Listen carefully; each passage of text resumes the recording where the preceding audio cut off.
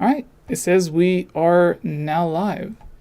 So, hello everyone. Welcome to the Hylian Gamescast. Today, 𝗍𝗵𝗲 and the Geek Apprentice are not joining us, but we have a special guest here, Sauraen, who worked on the Triforce Percentage mod, and that guy that you guys know as Daniel. Hello.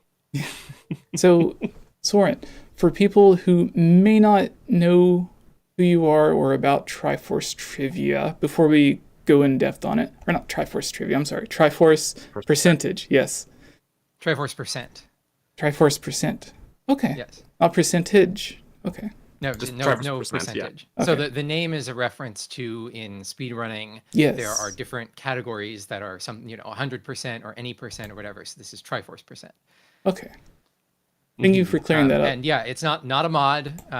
It is an ACE showcase. Okay. This is, as you saw at GDQ, the whole idea is arbitrary code execution is a type of sort of a set of glitches or an exploit in a game, which allows the player to rewrite the game's code on the fly just by pressing buttons on their controller. Okay. And so using that, we're able to develop a whole new storyline that leads to Link getting the Triforce and everything. But there's no ROM changes. It's all original hardware. It's really just sitting down at the console and pressing buttons really quickly with the help of TaskBot. But it's really just really advanced gameplay that is causing all of this stuff to happen in the game. And that's the idea. And we'll get into a lot of the more details about this and different aspects of it as during this podcast. Yes, I'm very glad you corrected me on that, because whenever I first seen it, my initial thought was that, because it was just like, do you know how when something gets popular in the Zelda community, it seems like almost every Nintendo or Zelda website covers it, and it's just like almost, not a copy and paste, but it's almost the same thing over and over again. And I didn't know exactly what it was. I know Daniel was very excited for it. He brought it up the first time. And then I seen It's so cool. Tony from Hard4Games had the video on it.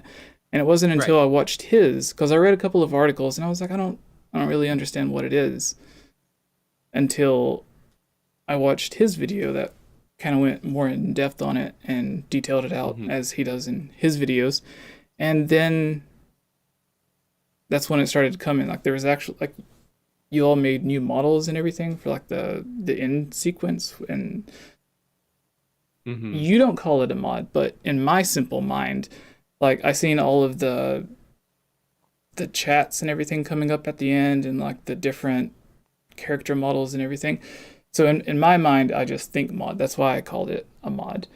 Yeah. So something people have been calling it is a RAM hack, as opposed to a ROM hack. So it's not a mod in the traditional sense where you just like modify the game in advance and you use a flash cart and you play the game with the mods installed. It's modifying the console's memory on the fly as the game is being played. So yeah, there is content that we were showing that was not left on the cartridge. There is also some content that we showed that was left on the cartridge, and I can go over some of that, like which pieces were which.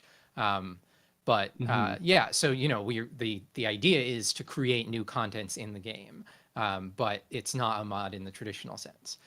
So you can think of it, some people of course don't like the whole philosophical idea of arbitrary code execution allowing you to change what happens in the game.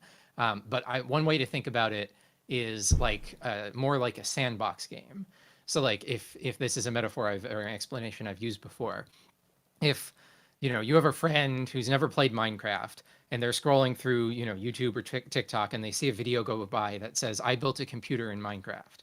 And then your friend, shouts over to you, "Hey, Jesse, are there computers in Minecraft?"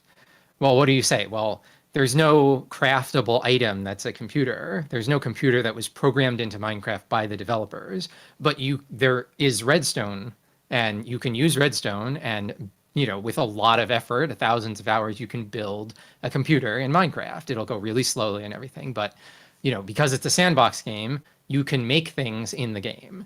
and you make a computer in Minecraft. You didn't modify the Java, you didn't modify the game code, but you made a computer in the game. And so then you had something in the game which wasn't built by the developers. So it's the same idea. Arbitrary code execution effectively turns a game into a sandbox game. So then you can make stuff in it, and that's never, you never like leave the bounds of what the original game was, even though you can take over the console and basically make whatever you want show up on screen. It's creating all of that within the game, sort of like creating something in Minecraft or creating something in a, you know, in a project like that. Mm-hmm. When we covered this previously on a episode, I think I failed to adequately explain it because I just don't have the technical know. And I was stringing poor Jessie along. But I think the most important or the most impressive aspect of it is that it all runs on a completely unmodified console. And some of the stuff in it is like, it's technically impressive that it can run, like, or that an N64 can run that stuff. I can only imagine the time spent working on it must have been strenuous. I started the project less than a week after the Ace exploit in Ocarina of Time was found in November 2019. So we were working on it for just over 2.5 years before it was shown at GDQ. The finale stuff, the you know, Breath of the Wild characters in Twitch chat, we started that around like October of 2021. So that was like the final, sort of the final stretch. And, you know, all the previous stuff of building the custom content up till there was what took the first long period of time. So yeah, there's technical aspects of, we got versions of Breath of the Wild models with cell shading to run on the N64, but the technical I would like to think that's impressive. A lot of people thought it was impressive, but it's, there's a lot of reasons we did this. We did this to raise money for charity. We did this to sort of provide a completion to people for the game's plot and the lore in a way that never really existed before. We did this to sort of show off what you could do with arbitrary code execution. We did this to show off what you could do on the N64. We did this to make people happy and entertained and everything. So yeah, I mean, just the like, oh, it's crazy what you did with the controller protocol or whatever. Like, there's a lot of elements of that, but it wasn't just for the sake of being a technical showcase. We could have started out and gotten arbitrary code execution and then injected the Rickroll and then, put in some other memes or whatever. And actually, if you will be, and anyone watching this, if you're going to be at MagFest 2023, we're going to do a live patching panel. Technically, this hasn't been accepted yet, but it's basically, we've been in touch with them. It's basically going to be there. We're going to have a leaderboard quality Ocarina of Time speedrunner, a different person. Save state is in Sweden, so they can't be there, but we'll have a different person there. Real cartridge, original cartridge. We do the exploits, get the game into the state where it's waiting to accept injected data, and then we'll take requests from the audience for what to build, and we'll make some very simple stuff, but a couple of simple 3D models or something like that, build them in Blender and inject them into the game without turning the game off.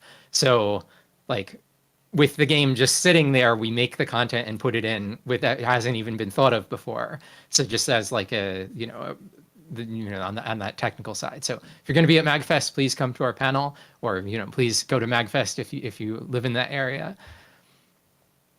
Sorry, I got on a bit of a tangent there. That's great. Not at all. We will be sure to put out a tweet and.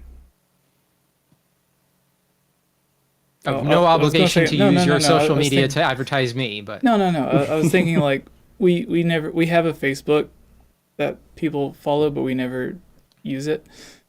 Well, we hardly ever use it. So, but we'll post on Twitter and Facebook and everything to be sure to mention that as well. To me, it just breaks my brain how smart you all must be in order to figure this out, to like have it go on an N64 that's still running. Because the closest thing I can think to that is, and this probably is completely different, but the Dusk and Dawn mod that was able to be played on like original hardware and everything. That's the only thing that I can think of, but of course that's not like injecting it and like loading things live or anything, and that, again, to my understanding, is just like, well, not just, but it's a mod. Whereas yeah, so this the is Dusk like, and Dawn, and I was not on that team, so I apologize if I get any of the details a little bit wrong. But it's an N64DD yes, game. It's a, you know, an Ura Zelda replacement. So Ocarina of Time cartridge has code that is waiting for an Ura Zelda N64DD disc to be inserted, and Dusk and Dawn, you know, pretends to be that, and then has the new content on the disc. Yeah. So I think my understanding is like the base game of Ocarina of Time has what some people call like hooks in it, right, that Ura Zelda would hook into, and Dawn and Dusk is compatible with those hooks, basically. And so we actually used we used one of those in Triforce Percent. The way that we did sweet. the text patching was using the text patching hook, and we modified things a little bit, but you know, that's some juicy Ura Zelda content that you were seeing in Triforce Percent. You didn't even know it because it's just some code being used to do the text patching. Yeah, I think that's cool. The earliest and most prominent or popular example of someone trying to do a major addition to Ocarina of Time or mod was the Ura Zelda from the 𝗧64 team that was going on. That's old school. And I know it went from trying to be a restoration to what I imagine was just what they thought would be a nice addition, since like we at the time didn't really even know what Ura Zelda technically was, because there was the whole confusion: is it new content or is it just like remixed dungeons or whatever? Because Miyamoto and Aonuma are like, they always went back and forth on interviews and stuff. But anyways, so it's funny you mentioned that. Oh yes, I actually spoke with 𝗧. Okay. In the last year about this was before Triforce Percent, but we were talking about Ura Zelda and like his, you know, his old work and all of that. And he gave me some more details that I didn't really know, and I thought I would share with you. Okay. This, you may already know this, but basically sort of, you know, we were sort of arguing about the concept Ura Zelda is Master Quest, because I think you know, a lot of the people who came from the, you know, lore side of this didn't want to believe that Ura Zelda was just Master Quest. We wanted, you know, like Ura Zelda to have Link getting the Triforce. We wanted Ura Zelda to have the Wind Temple and the Light Temple and all of that. But what he gave, you know, what he explained to me, and I apologize, I didn't study this before our podcast here. I didn't know I was going to talk about. You're good. But you know, at the end, by like 2003, when that content got put onto the GameCube disc, by that point what Ura Zelda had turned into just Master Quest that we got. Before that, the one step before that, it was the same general concept. It was the same general thing of you know, same game but with the dungeons remixed that we got, but the actual dungeon changes were harder. And in playtesting, they discovered that this was, you know, too much of a pain for people, and they toned it down a little bit. So that was like the final version that was actually called Ura Zelda. But then, you know, back when Ocarina of Time was actually released, they were planning that, but they weren't necessarily planning, like, we don't know for sure that they weren't planning any other things that to be part of that. So like, yes, by that point, Ura Zelda was just a harder version of Master Quest, but at the time that the code was written to have Ocarina of Time have the hooks for N64 DD, like before Ocarina of Time was launched, we don't know for sure that there was nothing else that was intended. So for example, the music code allows for, I don't know if there's like all of the hooks, but I know that there's some support for loading songs from N64DD.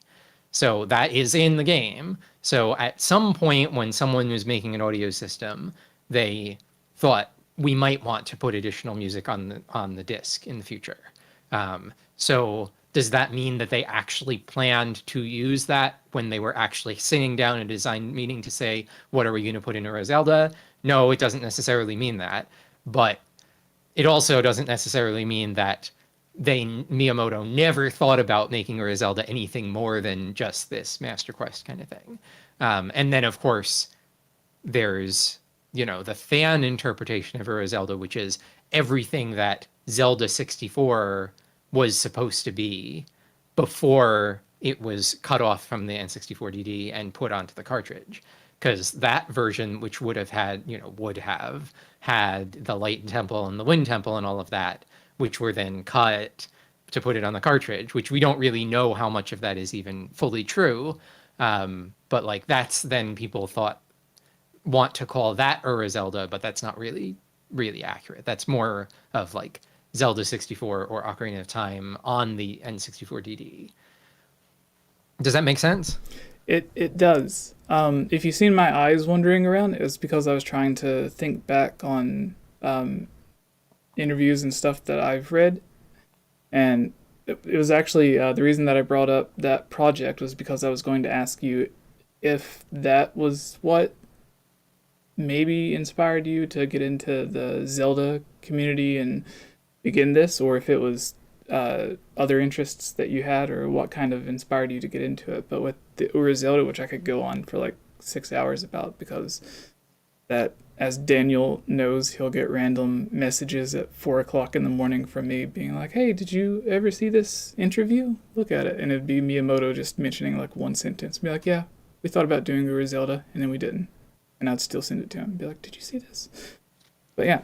Yeah, I mean, there's a lot of things in the games industry that get thought about, get a little work done on them, and then get canceled. And, when the IP is so valuable that, like, Legend of Zelda, and not just valuable financially, but valuable emotionally, then we can't help but latch onto these little things. But that's also not, like, easy to be creative in a space where every detail of what you do is going to be taken for decades by, hundreds of people around the world. I think that's, that's part of why Nintendo has such a tight container around the development of Zelda and about leaks and stuff. Because, imagine if we got, playable versions, leaked someday of what Tears of the Kingdom looked like 2 years ago, and it was, completely different and had different things and everything, like, that, and then people would be like, or like, imagine if something like that leaked while they were developing it. There would literally be people on making petitions to boycott the final version of the game because it was changed from the version that they were playing with some point in development. So right. I understand how, now having been on the developer side of this, I understand how like that kind of like, if people are going to scrutinize everything, you want to make sure that the only things that people see are things that are your, most proud work that you're ready to, show off to the public. Because, the artistic process is messy. It's not a linear, we make only the great thing. And then anyway, that was a little bit of a tangent. You asked how I got into this. Yeah. Sorry, go ahead, Jesse. No, you go. You're good. Oh, well, I was gonna say, like, I remember I was asked about this once because we had all those big, like the F-Zero cartridge dump or the overdump stuff for Ocarina of Time's beta. And I remember someone asked me, like, do you think we'll ever get the entire beta? And I was like, that's quite a question because, like, game development is not so like, this is the beta and this is the final version. It's like, it's an ever-evolving creative process. It's like, asking a painter, like, oh my gosh, will we get the beta of this painting? It's like, well, no, what was considered the beta then? When he was halfway done these brush strokes, or when he just had outlines, or, like it's a whole creative work. So it's not so iterative as like these specific steps. It's constantly evolving, changing things. So That's just kind of what you reminded me of there. But yes, Jesse, you were gonna you were gonna say before I spiral. No, I was just gonna say because you mentioned the whole process of it going from like what fans that got caught up in the hype thought this expansion was supposed to be to what it ended up actually being. And I got caught up in that as well, to where I was getting my information just basically from other people that were getting hyped up until I started to go back and actually look at the original interviews and stuff. And there's like I look at it, Ocarina of Time is like there was like 4 or 5 different main versions of it, to where it was like the one where they talk about it was just like taking place entirely in a castle, and then they expanded it, and then they wanted to put it on the disk drive, and then there's one interview that I read where they were simultaneously trying to figure out if it ran better on a cartridge or on the disk drive, and then they ended up going with the disk drive, but then the disk drive didn't sell well, so then they moved it back to the cartridge, and they removed some stuff and added in other stuff, and then they wanted to still release the disk drive, so they wanted to make something for that, and then they had the ideas that were left out ended up going on and being added to what was Zelda Gaiden at the time. So it was like a whole mess. So yeah, and I think that's what the whole like the Light Temple and all that stuff got all caught up in. Because one of the main things that surprised me the most, and I know this has nothing to do with what you worked on, so I apologize and we can move on immediately. Oh, no, that's fine. Like, as I said, I could go on talking about this all day. But I remember what blew my mind was there was an interview that I found. No, it wasn't an interview. It was on like the Wayback Machine on Nintendo's official website that they had for Zelda at the time, to where it was before they added in Child Link. And there's a few interviews where they talk about that as well, but it's like the entire game would have just had no time travel at all. It would have just been Adult Link. And I imagine that's when they had the other ideas for the other dungeons. And then, I don't know. The whole thing is kind of convoluted and crazy to really think about. But yes, the reason that I originally brought that up is that what originally got you interested in this whole thing, the idea or concept of like adding on content that was previously lost from Ocarina of Time? Because I know it's Triforce Percent, and I think it was like the 96 trailer from like, I don't even think it was a beta at the time. It was probably like an alpha version of it, where you see Link walking in the room and he opens up the chest and there's the Triforce that comes out. And that was the thing that fans always wanted to try to have in the game. And you gave them that opportunity, or you and the team that you were working with. So how did the initial concept for this come about, and what got you into developing and working on your own stuff originally? Right, you're talking about these, right? Yes, exactly. That's the one. Well, I'm not sure why I don't use over. Windows most of the time. I don't know why it's not letting me go to the other images. But anyway, I have a bunch of them. But yeah, this is from that old advertisement. So I mean, yeah, this obviously inspired me over a long period of time. I wouldn't say that this was directly the impetus for doing Triforce Percent. My journey through the N64 scene actually started. So I'm an electrical engineer by day, and I've been a music arranger by night for a long time, among many other things. And back in like 2014, I had made some remix. I think I remember what it was, but I made an arrangement, like a MIDI file of some other game music. And then I found on YouTube that somebody had taken my MIDI file and put it into Mario 64 as a sequence. And I didn't know that was possible, but also the tool that existed at that time to put music into N64 games was pretty bad. And the result in Mario 64 in this YouTube video was pretty bad. And so I started looking at the documentation for what was known about this sequence file format.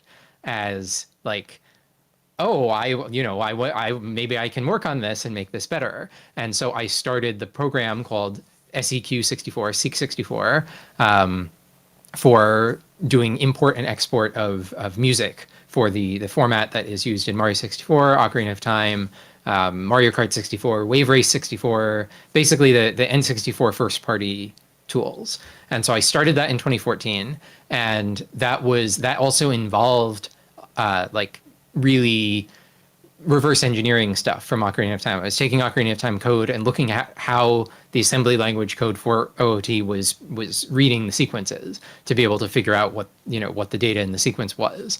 And so I worked on that software, and that software was then used by the community, for the Mario 64 community and the OOT community. So like anybody who's putting music into, the randomizer or any ROM hacks, whatever, is using my tool. Or, 𝗍𝗵𝗲 for Mario 64, he uses it for Mario. So that was my thing. I was like the music tools guy. And, I never worked on ROM hacks or anything like that. I did music for the Ocarina of Time 2D demake. I did like half of the music for that and then it got shut down by Nintendo. So like I was involved with the scene, but it was like as a music arranger and like a music tools person. And then, I had seen Ace being used in other games like Super Mario World or the Game Boy Pokemon games, and, being used to change what happens in the game just through controller input. And at some point I got the idea of, hey, and I guess what really started it would have been the Ace in Pokemon Stadium, because they were able to use Ace in Pokemon Red in the like Game Boy emulator thing within Pokemon Stadium to create a corrupted save file that then you go and try to transfer the Pokemon from the corrupted save file, and you can corrupt the N64's memory and then get Ace in there. And they used it to put some, I forget what they did, but they changed some like really small thing.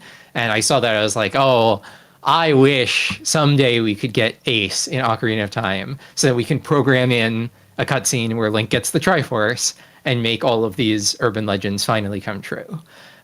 So, I knew about the Triforce scene. I, knew that this is something people wanted.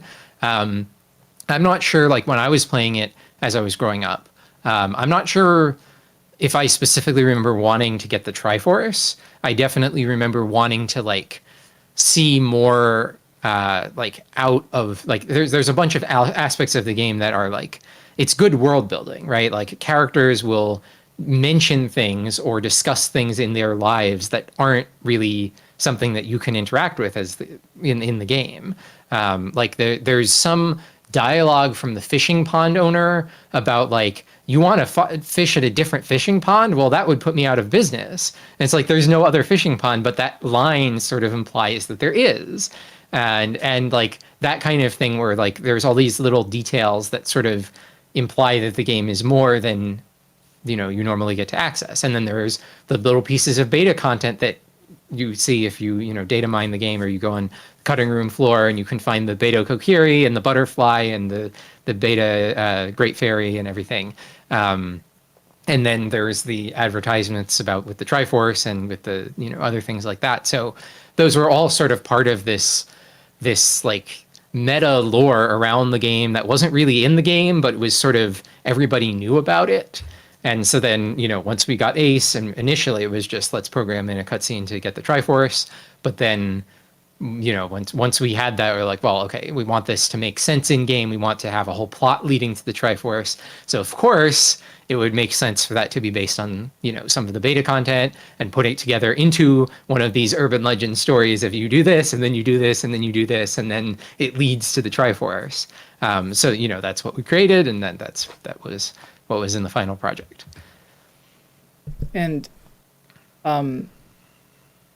Ace is like is it like manipulating certain value numbers and codes in the RAM and everything, and that ends up triggering other elements? I'm sure you'll be able to better explain it than I can. I just know it like you watch certain speed runs. Explain it like you're you watch like you're explaining it to a 5-year-old.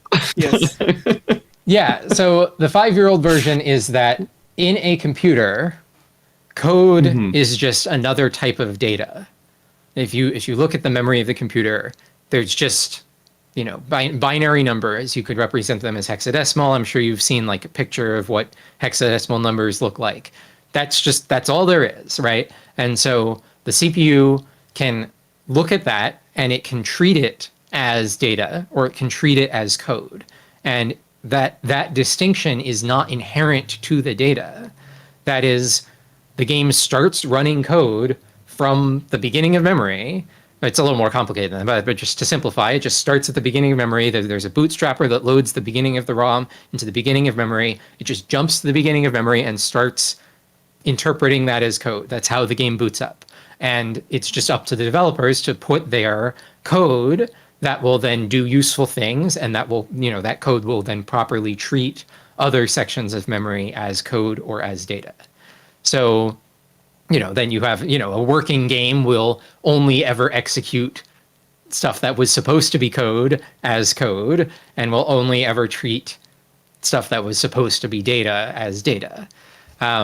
If you use if there happen to be the right kind of glitches in a game, you can use those glitches to get the game to start interpreting data as code.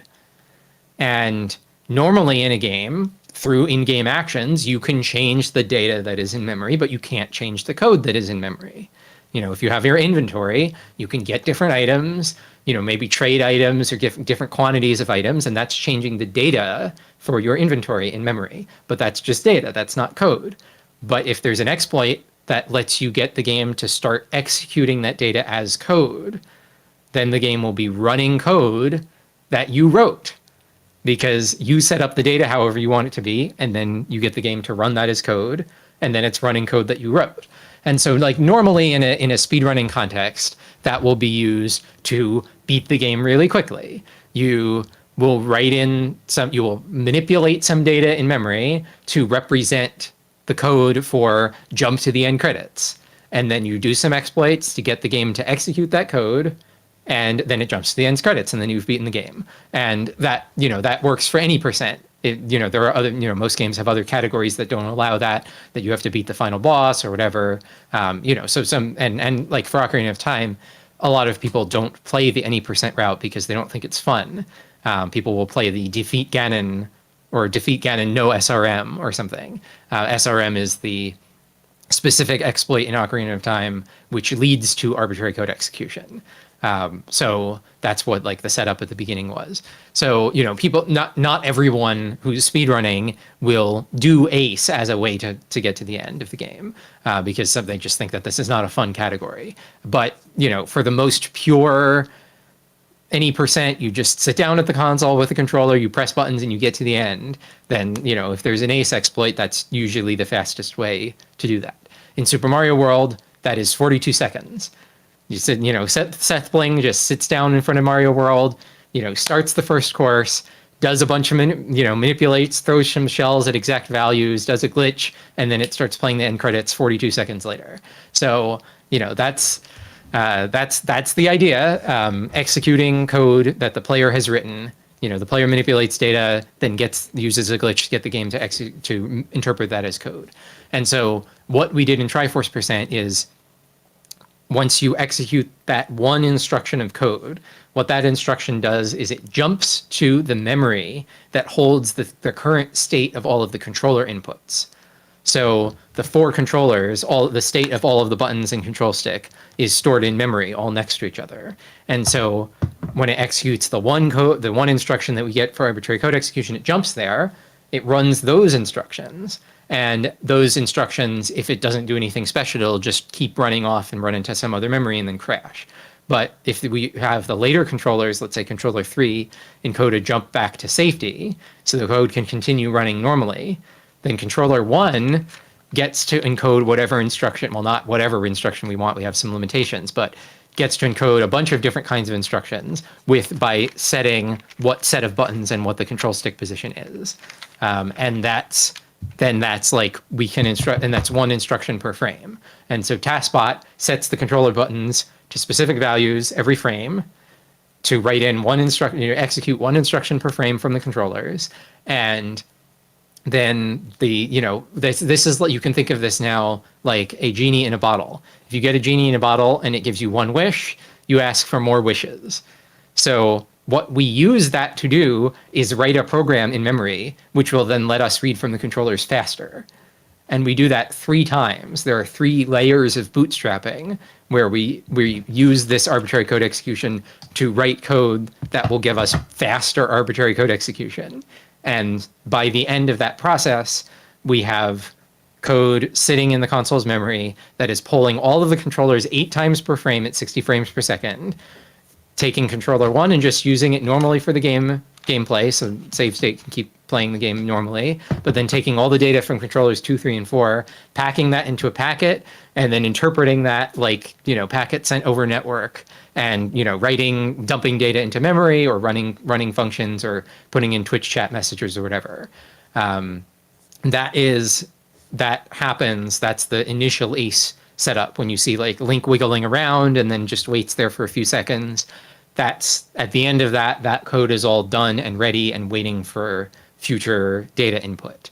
And then while we're messing around in Kokiri Forest with the beta Kokiri and all that stuff, while we're playing on controller 1, TASBot is dumping the data for the rest of the project into memory through controllers 2, 3, and 4 at the same time. So, TASBot is, it's a little, well, there's the mascot robot, but the actual important part is this little board. I have it. It's just off camera here, but it's a little circuit board that connects between the computer and the game console's controller ports. And it's just basically like a virtual controller. It just sends in button presses, whatever button presses you want. You program it on the computer, and then it just sends in that list of button presses. It's not reacting to what's happening in game. It's just every time the console asks for new inputs, it just sends the next one in the list. And so that set of button presses is generated by scripts on the computer. We make all of our new content, our 3D models, or voice acting, all that stuff. Set of scripts condenses it to data, and then the little board will convert that into individual button presses and send them into the console. And then the code that we injected in the console takes that and converts it back into the data and puts it into the console's memory and on the expansion pack to rebuild those models or whatever. And then when we get to those appropriate places in the game, we have other code that will link into it and basically just load those things at the appropriate times and put them on screen. And yeah, I hope that was a sufficiently basic explanation. Yeah, I have 2 questions that I'll ask, and then I have to go for like literally 5 seconds. And sure. But the questions I have is, what was the process like realizing that you were able to do some of this stuff, especially with the live Twitch chat and the comments that appear on screen, and then figuring out exactly how much, because I imagine you're limited by since it's on actual hardware, you're limited by the processor and the RAM that the N64 has. So what was the process like on exactly figuring out how much you could like force feed into the N64 without it just completely crashing? And did you have, or did anyone on the team have any ideas or concepts that you just ultimately weren't able to do because it did end up crashing or something? But I'll be back in 2 seconds. So Daniel, if so save your answer for that. I will be here to listen. But Daniel, if you have a question for him, then please go ahead. Right. I mean, this one's a little less technical because I think maybe people listening might need a brain break if they are not, tech savvy with this stuff. But there's a lot that goes on in the existing runs of Triforce Percent, like a lot of zaniness, I'll say. Is there any particular like part of it that you find is like your favorite accomplishment, or just something that you find to be like your kind of favorite moment from it? Like for me, like the Running Man stuff I thought was absolutely hilarious. But yeah, well, for yourself, as someone who's more behind the reins of this stuff, what's your favorite sort of moment that occurs during these runs, or during the run that happened live?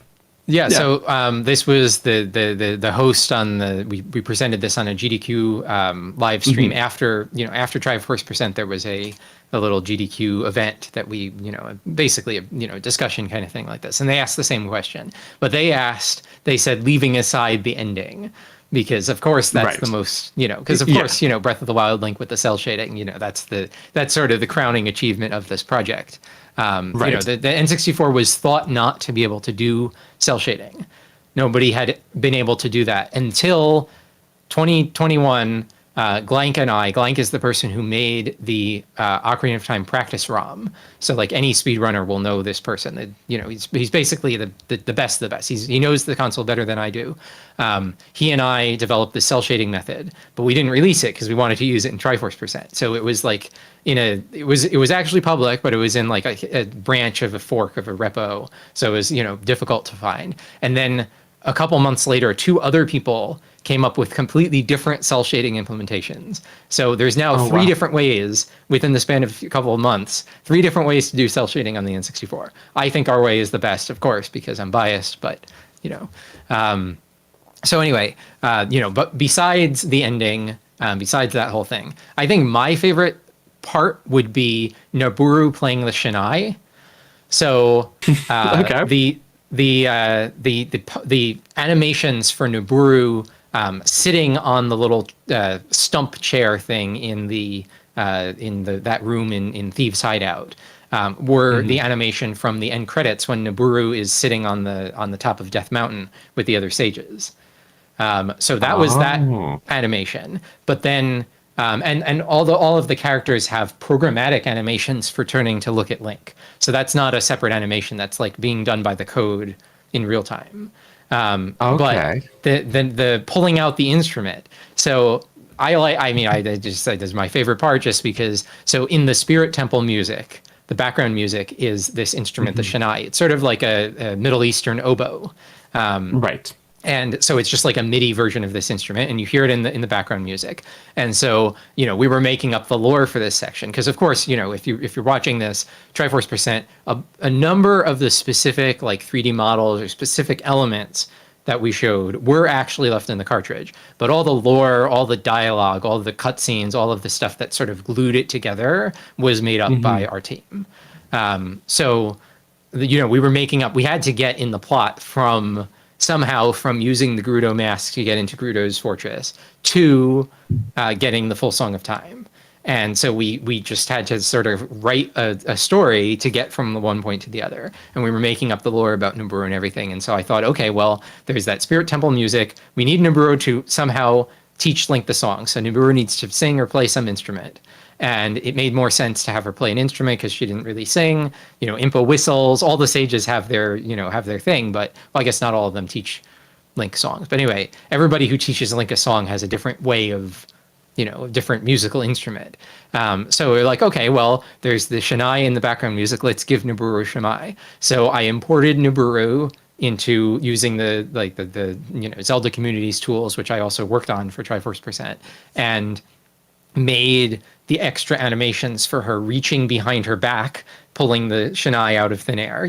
She reaches around her back, then it spawns into her hand, and then she, pulls her arm around, and there's the instrument, and then with her eyes closed, and swinging around with her hair going back and forth as she's playing. So I got that was part of. It's just like a little detail that's like, oh, that makes so much sense. That totally could have been how that was, but.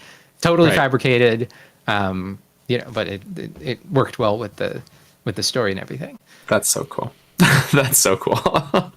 It is cool. Like, just there's so many little details, and they just like it's something that's not in or something you would never see just playing the original game normally, the vanilla Ocarina of Time, if you will. But it just fits and just makes sense. Like it doesn't feel out of place. Which I think is kind of an achievement, because sometimes you see, actually you brought up the 2D remake, Ocarina of Time 2D, and it's like pretty faithful remake up until a certain point, and then there's like a helicopter or something, right? And you're like, this feels out of place. This feels like a fan thing or whatever. But yeah, I think part of the I mean, there are like some really funny moments, but Zelda has funny moments too, in general. So I think that's part of the achievement of it, is that it just all feels like it's not out of place. Like that does feel like something that totally could have been in the game. Like yeah, you said, I would say that like maybe half of the work of Triforce Percent was getting it from a, well, this kind of works state to a, this is polished, there is nothing wrong with this kind of state. You know, for the Running Man, at the end of the, at the end of the fight, you could deal the final blow, it switches to a cutscene, he runs and slows down. The original version, when the first round, this person who was programming him, doing the programming and the animations, didn't make a animation for him. Like he had the running animation, and then he didn't have any animation for him like falling to the ground or talking. Being because we have him like kneeling on the ground and talking to Link, and having his like he has his like speaking with his hand kind of animation. I didn't have any of that. So I had him run, but we had to have something to have in the cutscene. So we had him run, and then he just like stops, the run slows down and stops in midair, so his feet aren't touching the ground. And then he goes, "Kya!" and just like falls over, just like the model just rotates. And then it's like really slapstick and really funny, but also looks completely like, this is obviously not Nintendo quality. So, we had to change that before we showed it, because otherwise people's immersion would be broken. That was part of the thing, is we had to, keep up people's suspension of disbelief that this could have all been real until the end, when we reveal everything and, show Breath of the Wild and everything that couldn't have been on the cartridge. So, if there's something that happens that's too, Nintendo would have never done that, then it'd be like, okay, well, this is all fake or whatever. So, yeah, that was one example. As funny as that is, I'm imagining it in my head as just model just. It's very, I don't know if I have. I have the video somewhere on Discord, but I'd have to go back for. Oh, that's okay. Yeah, don't worry about it. That's just very funny. I probably have it on YouTube. I can probably pull it up. It's probably unlisted, but anyway, we can do that later if we have time. Remind me what your questions were. You were asking about the chat messages, and then like what was the maximum data rate that we could achieve. Yeah, exactly. And it actually, someone in the chat actually asked a similar question. Dakota Dean. Yes. My question is, how did they get the Twitch chat implemented on cartridge? So I guess that goes right along with this. So yeah. So the basic explanation is, there's a computer connected to the replay device that TASBot is holding. The computer normally has all of the. Is there a Raspberry Pi? So in TASBot's head, there is a Raspberry Pi, which is doing his eyes. The screens of the LED screen that is his eyes, which you saw during Triforce Percent, spells out TAS and here together and things like that. So that is a Raspberry Pi. And for TASBot events where it's just TASBot himself connected to the replay device that he's holding, then the WIGGLYWIGGLE will be on a laptop and SSH into the Raspberry Pi in TASBot's head, and then the replay movie will be stored in there and then played out through the console.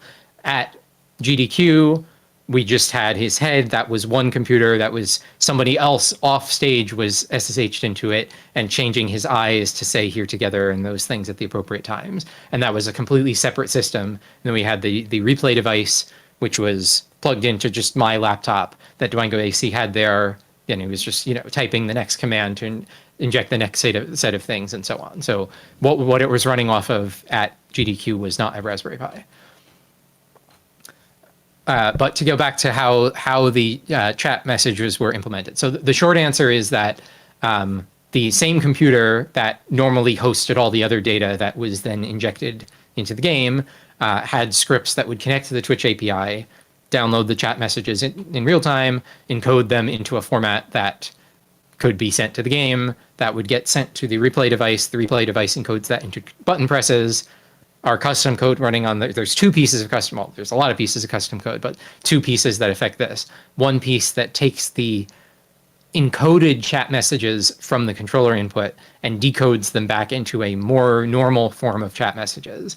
And then there is actually a Ocarina of Time actor that is sitting in the sky that is reading that buffer of chat messages, rendering the usernames into image format kept in expansion pack memory, and then displaying those in the sky, like actually rendering them. So, it was actually real live names coming in from the chat. But it was because we had this laptop that was connected to Twitch that was then streaming in the data over controller input. So, more details on that. What would get encoded is the username, the capitalization of their messages, which emote they used most often, and whether it was before or after, or there was no emote, or there was no here together. We were not encoding the actual text here together because we would only take messages that said here together, because otherwise people would put in, all kinds of nasty stuff that we didn't want to show up on screen. So, but the usernames themselves was the big data that had to get transferred there, because that Twitch username is between 4 and 25 characters, and each character is upper, lowercase, numbers, or underscore. So, or maybe dash, I forget. So that was the big thing. And there was a few bits for like changing their color and selecting which emote and stuff like that. So we fit 3 messages with encoded usernames and all these bits into one packet, which is per 60 frames per second, then polling the controllers 8 times. So 3 messages per packet, then they get decoded, and the buffer on the console could hold 120 Twitch messages, and it could draw 120 Twitch messages at the same time on the screen, with everyone having a global emote, a channel emote, and multiple, the message, an arbitrary number of exclamation points after the message, and an arbitrary number of emotes. I think it was up to 16 or up to 8 copies of the same emote. So if somebody spammed the same emote, it would show the same emote. So it was pretty capable. So like here together itself was just a texture that was pre-rendered, but the usernames actually had to be rendered like the way your computer draws any other text. We had, separate textures for each letter, and when it got the username first, it would create an image file and copy each of those letters into the file, and used expansion pack RAM to hold all of these textures for everybody's usernames. So yeah, and all the code for all of that is all released. I should also mention, so everything from Triforce Percent is released except for things that are copyrighted that we couldn't distribute. So like the Breath of the Wild models, if we release them, then Nintendo would just shut down the whole thing. And we thought it was better to have this, 85% of the content up there for posterity rather than have 100% of the content up for a couple days and then have it taken down. So everything else, all of our code is released. All of the assets and stuff that we created that don't have any Nintendo IP in them, everything that we made is released. So all the code for the Twitch messages and stuff is all released. You can find everything about our project at gettriforce.link. I was pretty, thrilled about being able to get that particular URL because, link get the Triforce. Did that answer your questions? Oh yeah, about the data rate.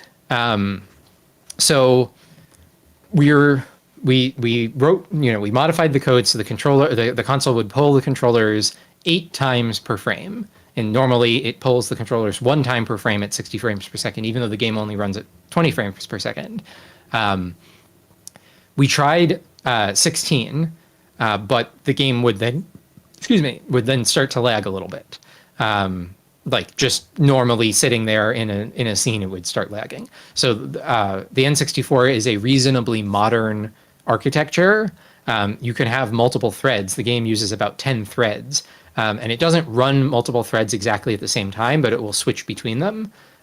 So one thread does the controller polling, and most of the time it sends a command to the chip that will do the controller polling, and then it runs other threads while it's waiting for that to finish. So it isn't just taking a bunch of CPU time to do the controller polling. So that's why we can pull the controllers 8 times, and it doesn't really slow anything down because while that's happening, other things get to run. But if it doesn't finish polling the controllers before the 60 frames per second frame is done, then it will have to wait for that. So if you push it too far, then everything will start lagging. So we settled on 8. It ended up being enough because the total data size for the project was about 1.2 megabytes for all of the Breath of the Wild models and the voice acting and everything. And so that took about 7 minutes or so to inject. So just like while we were screwing around at the beginning with the 𝗵𝗃 and the 𝗏𝗃 forest exits and everything, that was being injected. So it was, that was fast enough. If we made it twice as fast, it wouldn't have really changed anything about the presentation. So that's why we left it that way. Sorry if that was a little too technical for your audience, but no, you're good.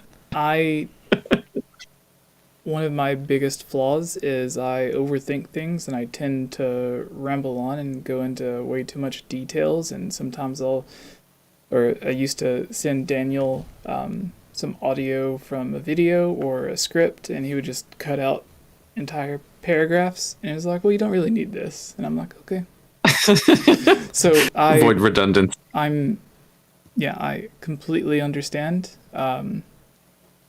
I love going into like the minor details and trying my best to understand how everything actually works and stuff. Yeah, I mean, I can do that too sometimes, but I think that we're here to talk about the project, and if people don't understand all the details, that's all right. Yeah. So I was rewatching. To pivot a bit. Oh, sorry. No, sorry. What? Go ahead, Jesse. No, go ahead, Jesse. I was gonna pivot, so you go ahead. I was gonna ask. And I'm kind of afraid to ask because I wasn't here for the question that you asked. No. His question was just like, what was my favorite part? Like a favorite moment, sort of. Yeah. So, you have the running man in the game, and then there's the using the sage medallions as actual items as they were intended, and you also have the frozen Zora's domain melted, and I imagine it's the what is it? It's like that little weird area that people thought like it was like that long-standing rumor for a while. So you had the alcove under the water. It was like a mix of things that were actually in the game with these myths that people had in their head. So how was it that you and the team decided on what you were actually going to work on to put in the game, and that was actually from the original, and what like myths or urban legends that you would always see people talking about that you were going to mix in with it? Because I'm sure everyone's wanted to beat the Running Man and thaw out Zora's domain. I know I have. It's broken my heart many times not to unthaw Zora's domain, but now it's possible. Yeah. So now you can. Yeah, if you can press buttons 480 times per second, you can do it. But yeah, so I'm taking that question as like, how did we decide on what the plot of Triforce Percent would be? Yeah, basically, yeah. So two answers. So half of it was just like, I made a list of the biggest things that we wanted to make sure that we saw, and then some smaller things that we could optionally see. So like beating the Running Man was the thing we had to show somehow. Melting the ice in Zora's domain was something we had to show somehow. And then we just tried to figure out a way to put them together into a coherent story with as little, waffling and made up stuff. But there was still a lot of made up stuff, but like as little BS as possible, like as much making sense as possible. So the Running Man, the idea of being able to finally beat him by going back in time the 7 years and then going forward in time the 7 years, there was an urban legend about that. It was you would put the Master Sword back and then go and wait on the bridge for 7 years worth of in-game days, which, two problems with that. Time doesn't pass in that scene on the bridge, so in the Lost Woods, so it won't happen. And then, of course, none of that is actually in the game, so that doesn't and Link doesn't anyway. Like age progressively. And when you go back in time, when you put the Master Sword back, the Running Man timer stops anyway. So that it wouldn't have worked one way or the other, besides the fact that it isn't in the game. But then we thought, okay, well, we want to show this semi-implied of maybe it was there going back and forth in time without pulling the Master Sword. So we said, okay, well, why don't we use that to beat the Running Man? And then, okay, well, we're going to beat the Running Man. He needs to give us a reward. Well, after we actually kick his ass, then he needs to give us a reward. And then, okay, well, what can we do? So then the other aspect of how we put this together is actually credit to Rebecca Tripp. You may know her as a remix artist, a musician, arranger. She was, she's a friend of mine. I consulted with her about the lore and sort of the philosophy of this, because that's also the other thing she does on her YouTube channel is Legend of Zelda and Final Fantasy philosophy and spirituality and that kind of stuff. She made it very clear that the spiritual progression through the three virtues of the Triforce had to be in the order of courage, power, wisdom. And we part of the plot of Triforce Percent is that, if Link just went and touched the Triforce, he would only get the Triforce of Courage. So we had to actually have him go through an internal transformation, just like he always does in the Zelda games, to represent him acquiring the three virtues in balance, so that when he touches the Triforce at the end, then he can actually get the whole thing. Of course, we could have put in the scene of him touching the Triforce without showing what happens next and whether he got the whole thing or not. But, we wanted to do it right. So courage, according to Rebecca Tripp, courage is the, this is the archetypal hero's journey. Courage is the early, coming of age, or finding out that the world isn't as nice as you thought it was. So, leaving the forest and going out into the real world. And in our case, it was going to Gerudo Fortress and finding out from the Gerudos that, they were human too, and their life was hard, and they were sort of not fully, not really bad guys, or, bad ladies, because they're all women. So, that was sort of the idea. And, at first it started with the very almost insultingly simple side quest of getting a bug for a Kokiri. And that's where the hero's journey always starts out from these humble origins, where but it's the spiritual entity of Link has to humble himself and be willing to serve the most, insignificant entities to progress, to start through the path. So that made sense. And then the idea of equipping medallions to the C buttons, that was made sense as power. And the idea of fighting the Running Man, well, it's a power struggle of literally clashing sword and against whatever his magic is. So that made sense to put it in the middle. And then the Beta Great Fairy and the Unicorn Fountain made sense as a place of wisdom, and we could put the Overtrue Sages and say, oh well, that'll be our wisdom item. So it kind of fit together. The idea of, for those of you watching this, you might not have known, equipping the medallions to the C buttons, and maybe Jesse can talk about this more. That was an actual beta feature. The code for that is not left in the cartridge, but it was in the beta, the Space World Overdump. There's stuff like that. And we saw that in old videos and stuff. So that was real beta content. The idea of having that represented by the Sage's Charm, which is this a locket that has the Din symbol on it. That was made up by us, but we needed to have a MacGuffin that represented this ability that Link would get. And the ability was real. The MacGuffin was not real. I don't know if you wanted to talk more about that, Jesse, or if that answered the question. You pretty much explained it. As it's used in the gameplay, or the concepts that you put into the gameplay, you and the team, most people presume that the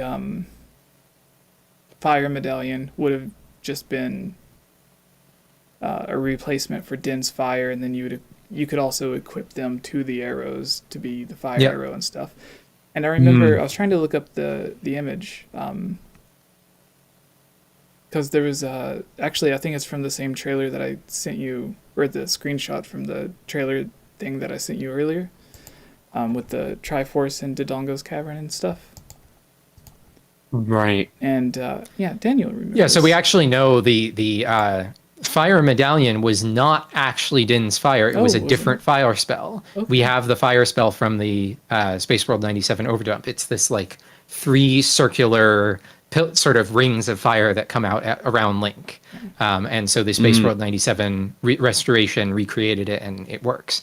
But for Triforce Percent, we didn't copy any data from the Giga Leak or from the overdump for legal reasons, because we didn't want the project to be shut down later.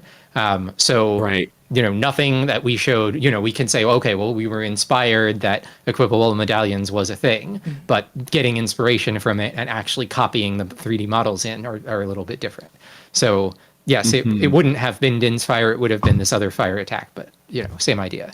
Do you think the Din's fire that we did end up getting was just like a scaled down, less technically complicated, or maybe not technically complicated, but less demanding on the N64 hardware, and that's why they ended up going not with, especially like, no? My guess, and I don't know if anybody knows outside of, you know, somebody who was working at Nintendo, my guess is that they felt that having a fireball that goes out this way was actually a more powerful attack than the ground-based fire, because if you had like keys or things above you, the Din's fire would hit them.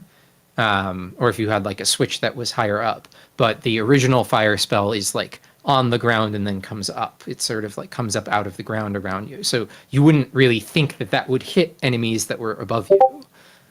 Right.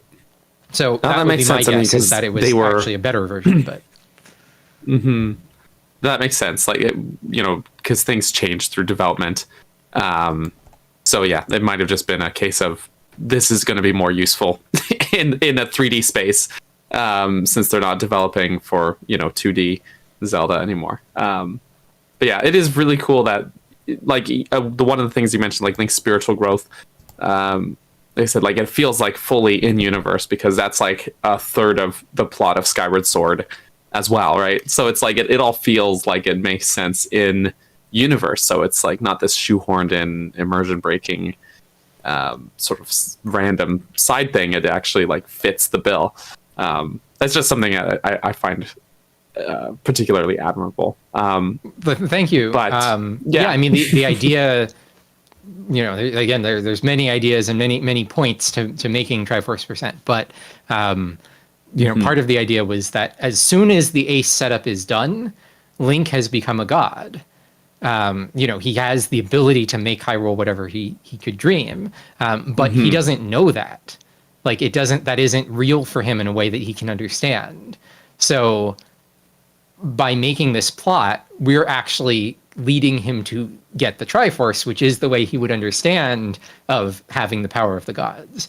And we, you know, so we use arbitrary code execution. We could just make anything happen at the beginning. We could just warp to the Triforce scene, but instead we make this plot happen that makes it all concrete for everybody, and, you know, resolves these plot points, and you know, makes people's dreams come true, and, you know, brings him to the Triforce. And then that sort of dichotomy still continues into the finale scene, because Breath of the Wild, Link and Zelda, like, Link warps to the future in universe to see the future, and that's Breath of the Wild Link. But then also it's for the sake of interaction with the chat, and so it's like bringing the two levels of reality together to, you know, make this experience for everyone. And it was successful in creating a powerful emotional experience for viewers. So, you know, happy we were able to have the privilege to be able to work on it. That's so cool. All right, so that is so cool. Daniel, I know you said that you were wanting to, or you had a question that kind of pivoted topics, and we've been going on for about a little over an hour on this Triforce Percent. Yeah. And honestly, I could keep talking about it. We could go on, I'm sure. Yes. Yeah. But we're going to be talking about Triforce. Sorry. The name of the game always slips me. I always want to call it something Tears of the else. Kingdom? Tears of the Kingdom, yes. In one of my videos, I called it Right. Tears of the Wild. And The Wild, almost yeah. everyone, it was like at the very end of the video, and there was like 15 comments where people was like, did you call it Tears of the Wild? And I'm just like, Yeah. Oops.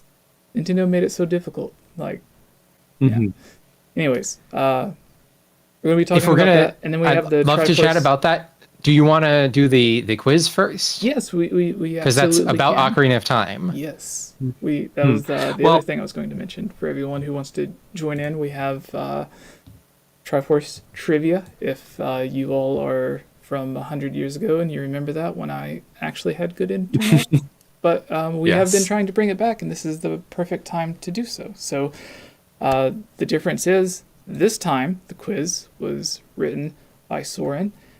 And Daniel and I and all of you can join. You just have to go to Kahoot.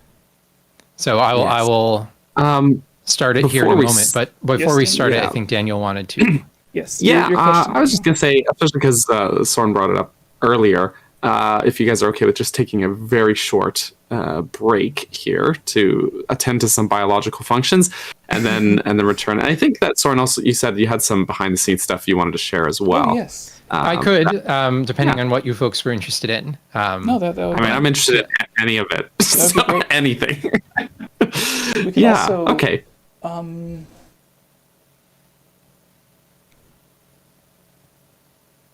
I was going to say during the waiting time, it might be a Mhm. good time to have people go ahead and like get into Kahoot if it's set up. That way, Sure. So they can Yes. join the room, and then we can start right away once we return. That's Okay, should a I good put that up on point. the screen here? Yeah, or if you you've got can. the link, just drop it in our Discord chat, even or whatever's easiest. Is it this? I have not used this before, so is it this quiz ID equals whatever, just whatever is on the screen? I think it's kahoot.it, and then you have to type in this number. Oh, here, copy Yes. link to share. Yeah, you can post it in the live chat, and everyone. Okay, I'm can posting in the either- live chat. I hope your automated moderation will not ban me for posting a link in the I'll- chat. To 𝗵𝗲𝗄𝗎, the Triforce cutscene was not in Ocarina of Time's files. So Ocarina of Time has been fully decompiled, and even in the Space World Overdump, it wasn't there. It was, an alpha thing that Nintendo had created way before, any of the versions that we've seen pieces of. So what we showed in Triforce Percent, we recreated it, and I can show the Blender scene, but we have the oh, Jesse, you should get in because I think this might be limited to 10 It players. might fill up, so you do it. Jump in, Jesse. There was a way, I don't remember exactly how, but there was a way that we were able to get around that to where we had more. But yeah. All right. Well, while people are getting in here, I'm gonna duck to the loo, to the facilities. Yes, I think I'll do And, the same thing. So Yeah, I'll be here. I'll keep everyone company. yeah, and Jesse, you might Great. want to unblock me. I'm not sure if I'm blocked, but someone else is asking for a link in the chat, and I have posted the link in the chat. So I think they might So not if be you- able to see my Yeah, it message. says Drop it message in our retracted. Discord. And I think it's just because it was a link. I don't think you're blocked. Okay. Yeah. if there you we send go. it And to me- I will put it. And Jesse, make sure There. you get in Okay. before Yes, I am. 9 other people. Oh, you're one of these? No, I just went ahead and clicked it, and Oh, Jesse. Okay, got it. okay, I think I'm on. Okay, so we will be back in a couple of minutes. Yes, BRB, folks. Everybody go pee. All right, everyone. So the thing with this quiz is it's going to be a bit difficult. It's all about Ocarina of Time, from what I've been told, and we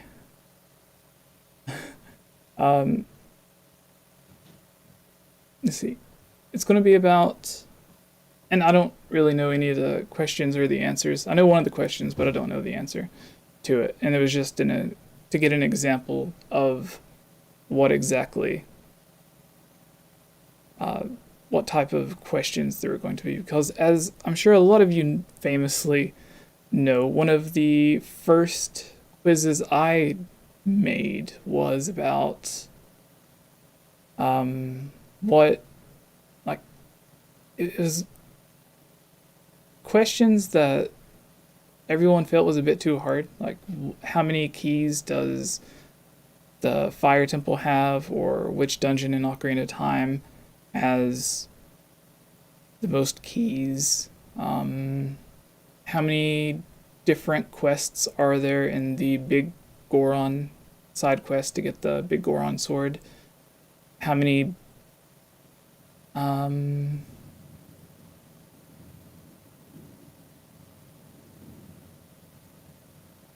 many pieces of hearts are in Wind Waker? Stuff like that.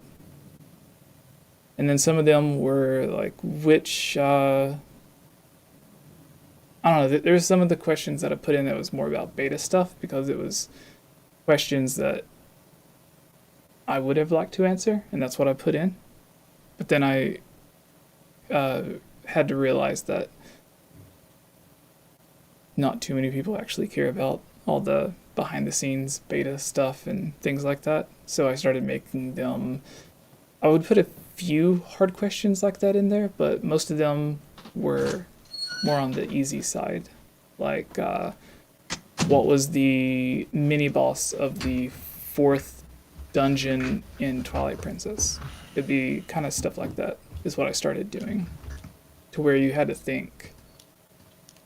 Like, it wasn't just as simple as like, who's the mini boss of Lakebed Temple or whatever. It'd be like, who was the mini boss of the 3rd or the 4th temple, or what was the 2nd dungeon item you would receive in Wind Waker, things like that I would start doing.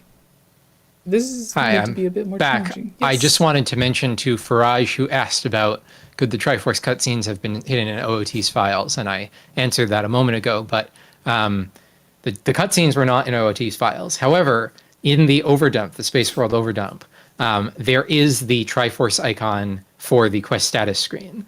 So you know how people have seen, you see the 6 medallions in the middle, there's the Triforce, and the Triforce never lights up.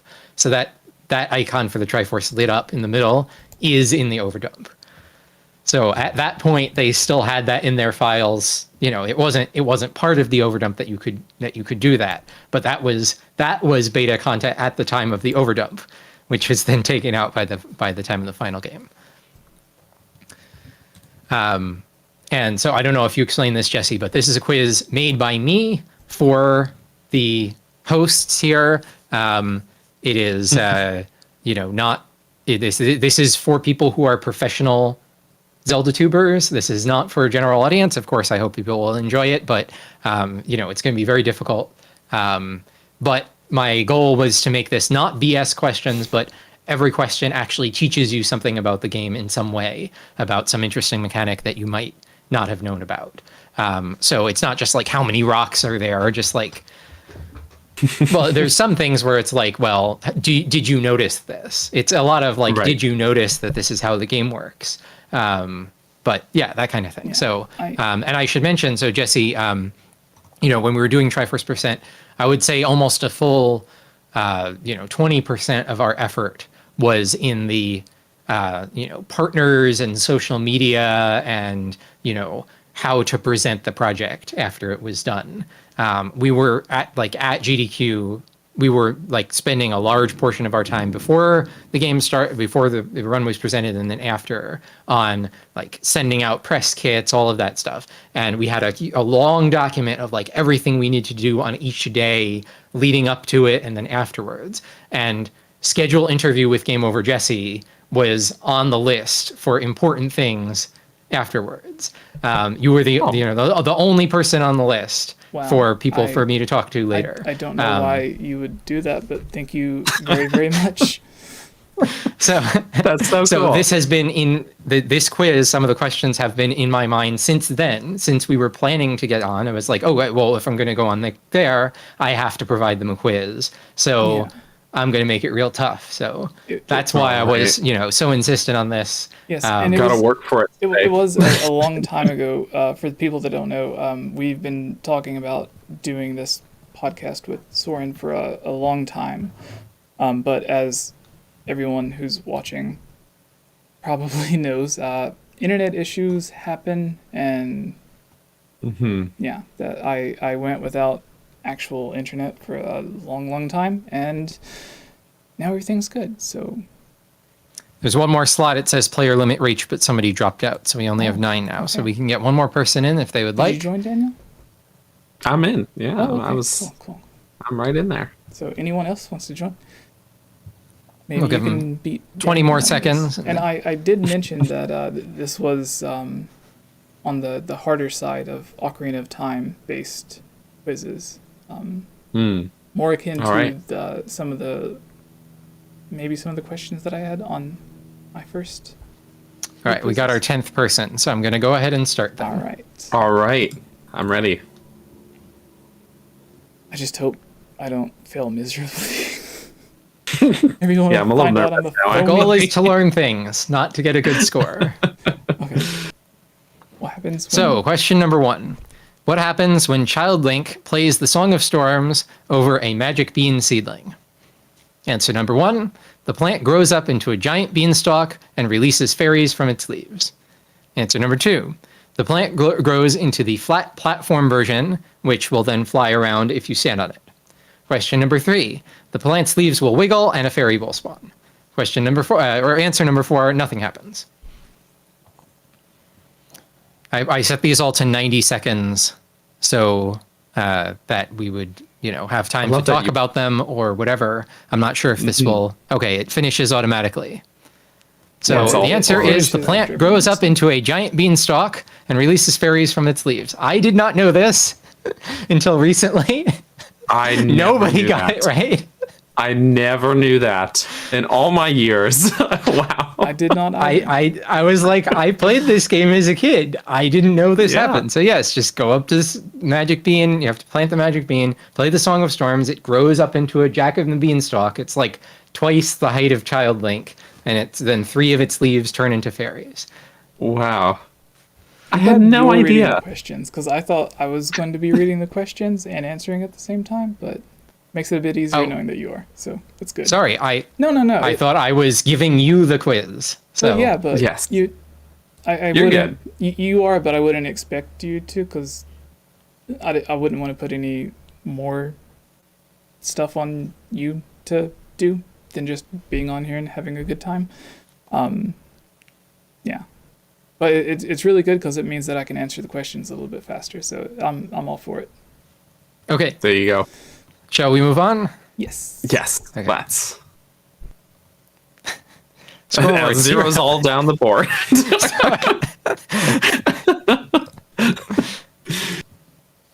Question 2 is too long for Kahoot. The question is in the text here. So I'll read it to you. There are 4 areas in the game where if you go into a house, shop, a grotto, or other sub-area, and then return to the main area, the music in the main area continues from approximately where it left off, rather than starting over from the beginning. 3 of these areas are Kakariko Village, Kokiri Forest, and Gerudo's Fortress. What is the 4th area? So like if you're in Kokiri Forest, you go into a house, and then you come back out of the house, the Kokiri Forest music won't start up from the beginning. It'll start up from wherever you were in the song when you left and came back in. So there are 4 areas that have this behavior, or 4 songs that have this behavior, and the 3 of them are listed there. Which one is the 4th one? So again, this is how the quiz works. The point is to teach you something new. You have experienced this dozens of times. You just weren't paying attention to it. This isn't some programming thing. This is, you could just listen to the music. I must say, you have to come back on another time with another quiz. Oh, yes. Oh. So the answer was Zora's Domain. And it's weird that it's Zora's Domain because there's only one place in Zora's Domain that this applies to, which is the Zora Shop. And the Zora Shop is the most like underutilized of the shops because the only unique thing it sells is the Zora Tunic. And the only way to get the Zora Tunic is, well, we'll get to that later. There's a question later about that. Yeah, but there's no point in buying it there. Shop, but nobody does that. Yeah, you don't need to. It's you like just get it. Buying the Hylian shield from the bazaar. Yeah. Yeah, So, we just grade well, it's also problems. very expensive. There's another question later about that, so we'll talk about that later. But anyway, yes. So next time you're in 𝗂𝗃𝗃 Forest, you go into a house and come out of the house, you'll notice that the music starts up from the middle of the song. It doesn't start up with the, da da. I can play it on the keyboard if you want, but yeah. And so that happens for 𝗂𝗃𝗃 Forest, Kakariko Village, Gerudo's Fortress, Gerudo Valley, whatever. So this is actually a property in the code of both the song that overrides for the sub area, for the house or whatever. It has to be a property of that and a property of the song that is overridden. They both have to have the appropriate property on them. But I said that this wouldn't have anything to do with the code. That's the code side. But yes, you could have just gone into and out of the places in the game and heard the music. You did many times, you just didn't pay attention to it. So that's what we're doing here. I really like these questions. These are good questions. This is really like getting my brain overclocked.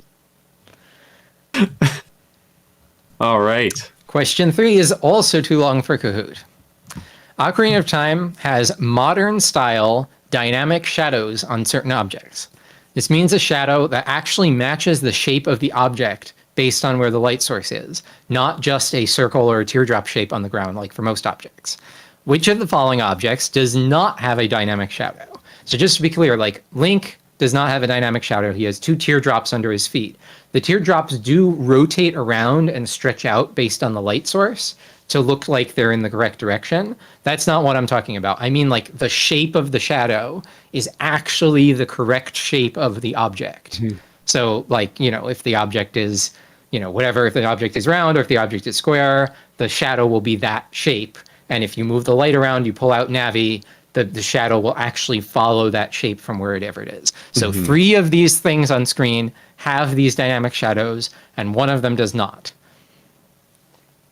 So, again, the point is, you may not have known that Ocarina of Time had dynamic shadows in it, even though you've seen them and not paid attention to it. But 3 of these things actually do.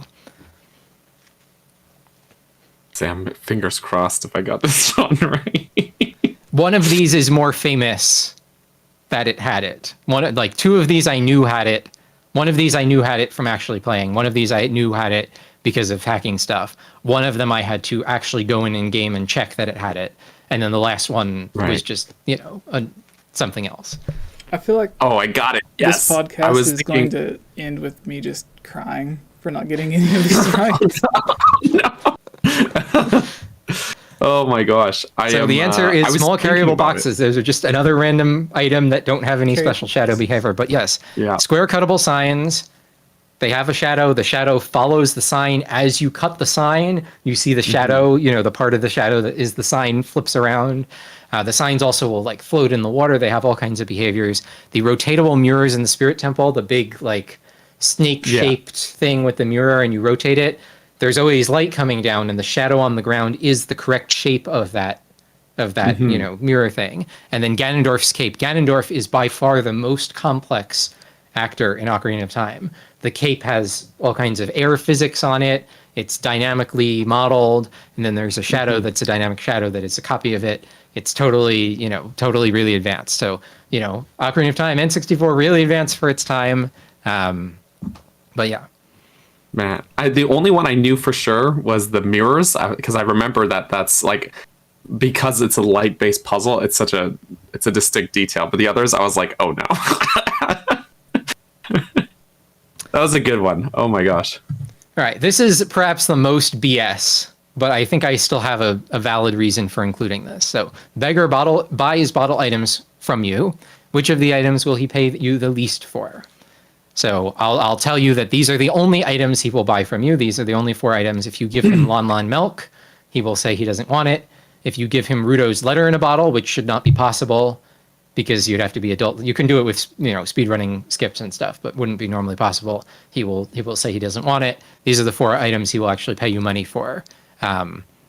So this is sort of BS because it's just which random thing would you possibly have known about? But most players will know the price that you get for at least 1 or 2 of these.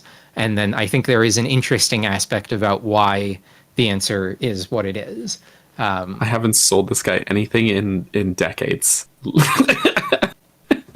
This is a true story. There are way easier ways to get money. So, well, not to me. So when I was grinding for money as, adult late game, I would sell him one of these items repeatedly because he paid a lot of money for them.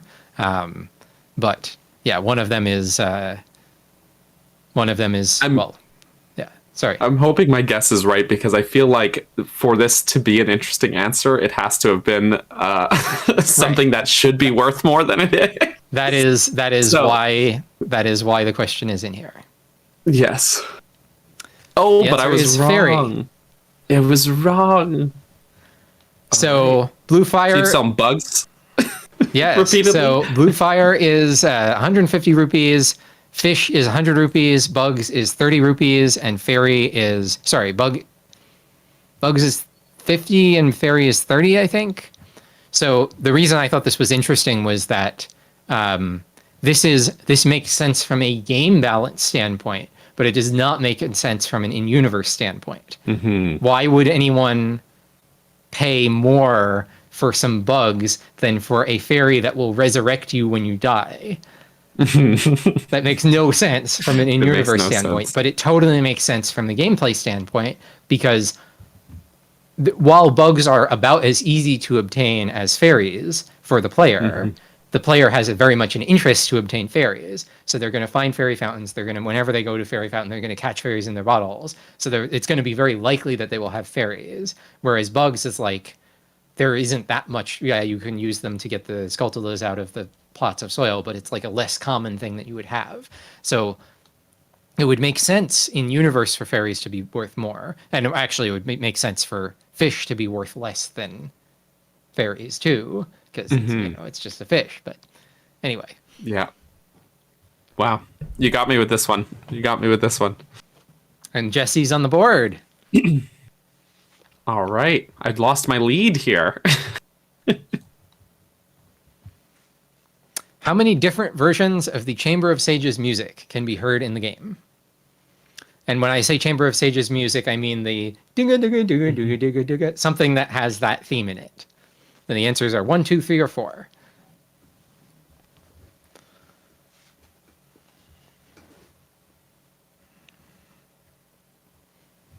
And this is not a BS question. There are actually this number of different versions that are actually distinct from each other.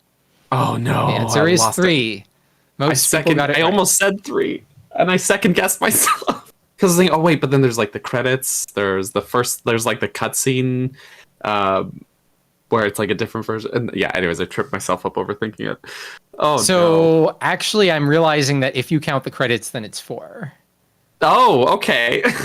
Oh. Did you say 4? Because it just appears briefly in the medley during the credits, which is why I was like... Yeah, I guess this depends on how you count it. So my mistake, if you want to count it that way. So the 3 that I was thinking of, I wasn't considering the credits as being a version of that music. But the other 3 are... There's the version for when you're in the Chamber of Sages. There's the version for the creation of Hyrule cutscene. And then there's the version where the sages make the rainbow bridge to Ganon's castle. And those are actually 3 different sequence files that are, each have a different version. And it's not just like the one in the Chamber of Sages is the first part and it loops, and then the creation of Hyrule music is the full thing. They're actually different from each other. But if you want to count the staff roll, the little segment of that in the staff roll, then it is 4. So if you picked 4, I apologize. That's also sort of a correct answer. Did you go with 4? I did, yeah. Well, I'll have to. Totally overthinking if you show up it. to MagFest, I'll have to buy you dinner or something. No, you're good. You're good. It's completely fine. When I have these situations all the time. There's one time when I asked like, "What's the route you take to get to Sacred Grove Meadow or whatever through the Lost Woods?" And I put symbols for the arrows instead of spelling out like right, up, right, whatever. I just put arrows, and it only showed up on Android phones as arrows. Okay. It didn't show up on like computers or iPhones or anything. So half the people that were playing where like it just looks like a bunch of jarbled text. What is this? Yeah, it was like nothing. Yeah, that was the time. Yeah. Anyways, you're good. That is interesting to know though. That Yeah. So because it's just part of the soundtrack. The sages creating the Rainbow Bridge is almost the same as the version that is played during the creation of Hyrule cutscene when the Triforce is created. It's the Triforce, the theme, the da da da da da da da da, which is also the Links to the Past title theme.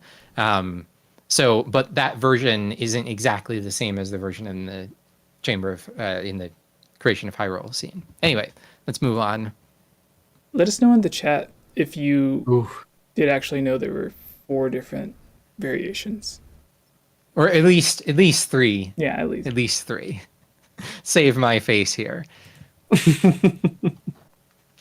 How many different mini cutscenes are there for alternate ways of escaping Lon Lon Ranch with Epona after Ingo loses? 2, 3, 4, or 5?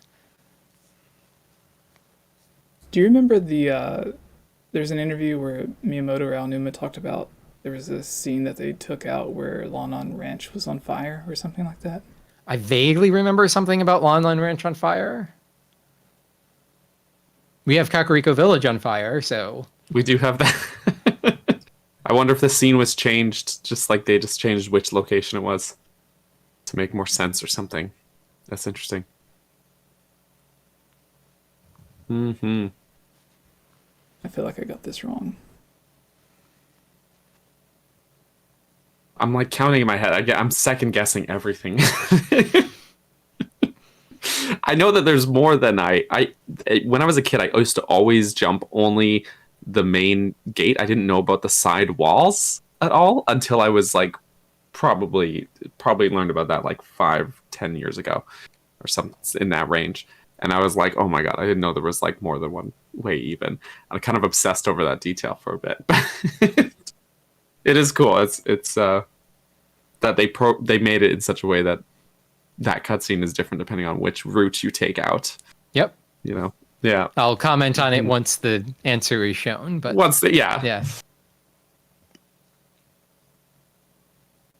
But I'm pretty sure I got it. Again, second guessing. Yes. How? The answer is 4. There's 3 fences and then the main gate. Right.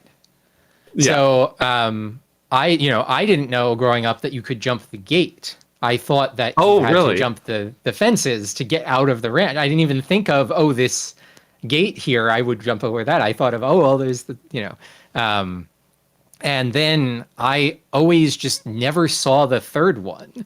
I thought like it's sort of squarish, right? So there's 3 sides and then there's the gate on the top, and that's how it is. But I always thought it was just like these 2, and then I thought this side was just like closed off. It's a little bit shorter, but it actually is the one that I showed in the picture here. This is the one on the left side, or the the west side, and it's a big drop. It's like these 2 walls, and so Epona really just goes flying and chunk over it. But yeah, there's separate cutscenes for each version depending on how you come out, and you can see these as many times as you want. You just go into Lon Lon Ranch and jump over the fences, and you'll get the cutscene again. Yeah, and with So we had the opposite. I only knew about the one way, and you that was the one you didn't know. I only knew about the other one. Right. That's so funny. That's great. I never knew about jumping over the gate either. I always thought it was the fence, and I must have just jumped over the same fence every time. Oh, retro guy is like 5 answers in a row, correct? Yeah. That's awesome. That's awesome. Which of these is possible to permanently miss on the N64 versions if you do things in the wrong order? 1 of the Deku Sticks capacity upgrades, 1 of the Deku Nuts capacity upgrades, 1 locked door and a key in a chest behind it in the Water Temple, or the Gold Stoltula in the Song of Storms grotto by the tree outside Hyrule Castle near Talon. So this last one is like Hyrule Castle as a child, near Talon there's a tree in the corner, and if you play the Song of Storms, a grotto will open, and in there's a Gold Stoltula.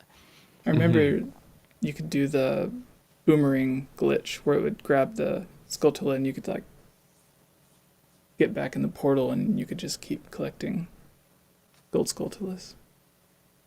I will comment on that once all of the answers are in. Oh, okay. I'm pretty sure that one of these is a bit of a red herring because it's a common misconception that you can Don't tell me that. accidentally. I think I clicked on that one. I'm just gonna say soft lock yourself in this sequence, but you actually there are actually the correct number of, or the, I don't want to spoil it, but I think one of them is a red herring because it's a total common misconception. A lot of people are like, oh, I totally did this and it ruined, I had to start over or whatever. And it's like, no, you actually just missed something. I think you're a red herring. I might be. Maybe I'm a brown herring because I do not have red hair. Oh, I was wrong. Oh, okay. It is one of the Deku Nuts capacity upgrades. Wait, really? So I said sticks. So regarding the water temple, which is I think what you were referring to. That's what I was getting at. So, yeah, it's a common misconception. Yeah, so no, you cannot soft lock the dungeon. The dungeon is not broken. The common misconception is that you can actually be in a situation where you don't have a key and there's a locked door and you're done. But this, what I put in the question here, was that there would be a locked door that has a key behind it. So this doesn't mean that you're soft locked. You could still beat the dungeon, but that there would be like, you could have finished the dungeon and there would be one room that you never went into that has a key for itself. But that is not true. The dungeon is not broken. You just missed the, everybody just missed that going under in the main central room, going under the thing that lifts up. It's funny people miss that because the camera actually, like when you raise the water level in that central chamber and then the platform rises and you have to go into the room below the platform, the camera actually does pan over to it for a moment. In the 3DS version, it does. It does more in the 3DS version because the 3DS version, in the N64 version, it just like moves over and looks at it. Right. In the 3DS version, they changed it to like fully pan over and zoom in on it to like really emphasize it. I just watched a video on this like last week. In the N64 version, the camera just shows it. The thing comes up, but then the camera moves away. It still shows it. It is visible, but it's visible for like 1 second, and then the camera moves away from it. So it's not like the camera doesn't always emphasize it. Yeah, the 3DS version, they like really hammer it home.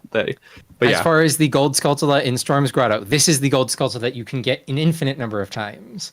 So that is why I put it here as a wrong answer, because there is something interesting about it, but it's not that it's missable. It's that you can do the glitch and you can get an infinite number of Skulltulas. As far as the Deku Nuts capacity upgrade, this is well documented on the internet, but I actually looked at the source code from the decomp because we use the decomp for everything for Triforce Percent, and I couldn't find this. It was a different flag, but so either it was changed before GameCube Master Quest, which is what the decomp is. It's it's a decompilation of the GameCube Master Quest version. It must have been changed before then because in that version it's different flags, but in the N64 version, what it was that the flag for, so like when you get an upgrade, there's the upgrade itself that like your number of Deku sticks changes, but then there's also a flag for you've already done that event, so that like you can't because you can get the Deku stick upgrade. There's two different upgrades. So like there's your amount of Deku sticks goes from 20 to 30 and then 30 to 40, but there's two different upgrades. So there's two separate flags for have you done the forest stage version and have you done the one that you buy from the Deku Scrub. And the forest stage one is the one that's missable. And according to the internet, which I wasn't able to confirm, but according to the internet, that shares the same flag with have you gotten the Poacher's Saw in the Adult Link Big Goron Sword Training Quest. So if you get the Poacher's Saw, it sets the flag for you've gotten the Poacher's Saw, but that's the same flag for you've already gotten the Deku Stick upgrade from the forest stage. And so it will never let you do the Deku Stick upgrade in the forest stage, and then the nut upgrade. Whatever, it's the same thing. But it's the nut upgrade. Yeah, that's cool. I almost never bother upgrading those because I don't use them enough. But it's like, I'm like sure that those bottom two, the green and yellows, like those are for sure red herrings. So it's one of those. This is one of either Deku Sticks or Deku Nuts. Where do you get this specific upgrade at again? The one that's missable. It's in the forest stage. The forest stage. There's the in the Lost Woods, you drop down into a grotto, and there's like the stage and the little Deku Scrub audience, and they judge you based on your face, or what mask you wear. Yeah, that's the one. Mm-hmm. Okay, Yeah, I never knew that. awesome. Interesting. There you go. Now you know. These are great questions. And Retro Guy's score is only going up. He's leagues ahead of the rest of us. Maybe looking some of these up online, but that's all right. I don't think he'd have time to. Well, we're giving 2 minutes. Anyway. What happens if you already purchased a blue tunic from the Zora shop before you unfreeze and talk to King Zora? Answer 1, King Zora gives you a blue tunic even though you already have it. 2, King Zora still tries to give you a blue tunic, but the game gives you a blue rupee instead because that's what you get whenever you already have an item. 3, King Zora gives you a huge rupee, 200 rupees instead. 4, King Zora offers you a kiss. And the reason this is hard to do is that you go into Ice Cavern, you get the blue fire, you come back out of Ice Cavern past King Zora, you would have to skip him, go to the Zora shop, unmelt the Zora shop, then spend the 300 rupees on the Zora tunic, and then go back up to King Zora and talk to him, and then then you would get into this situation. So this one has been on some YouTube videos of Zelda, obscure Zelda facts. But yeah. This is interesting. Because it's like I have never a single time actually bought the blue tunic. What? King Zora not the offers answer you a I kiss. expected. I thought that was a joke No way. I totally thought it was. In case you think I'm lying, I will pull up the text from the. I believe you. That is the message data. That is wild. Oh, my headphones. Yes. You finally killed the Retro Guy's streak, apparently. So, message 401F. Oh, I'm revived. Was it you who saved me? Don't be so nervous. I will give you a Zora tunic as a token of my thanks. If you have this, you can... What? You already have one? You're ready for anything, aren't you? What if my heartfelt thanks? How about a kiss? What? You don't want it? Oh, well. So, yes. I mean, I don't want it. Link didn't want it either. You don't even get the option to say yes. He just says, oh, what? The dialogue is just, how about a kiss? What? You don't want it? So yes, you can't say yes to it. That's incredible. That's incredible. Thought some people might not know that one. Retro I finally didn't get that one. There we go. You broke his streak. Yeah. Wow. Question 9. Which of these large treasure chests was accidentally placed by the developers floating slightly off the ground? Bombag Dodonga's Cavern, Fairy Bow Forest Temple, Longshot Water Temple, or Gold Gauntlets inside Ganon's Castle? So there are a number of actors that are accidentally floating a couple of units off the ground. This one in particular, you can just look at it and see that it's floating. Is that on all of the revisions, like 1.0, 1.1 and everything? It's definitely on all the N64 versions. Okay. I think it's even on all of the re-releases. Because it still works. The chest is still openable. It's just like it's floating.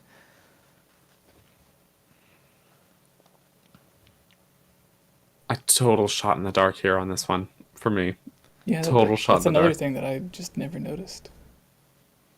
Well, next time you go back through these dungeons, you will definitely, hopefully you'll notice it. Mm-hmm.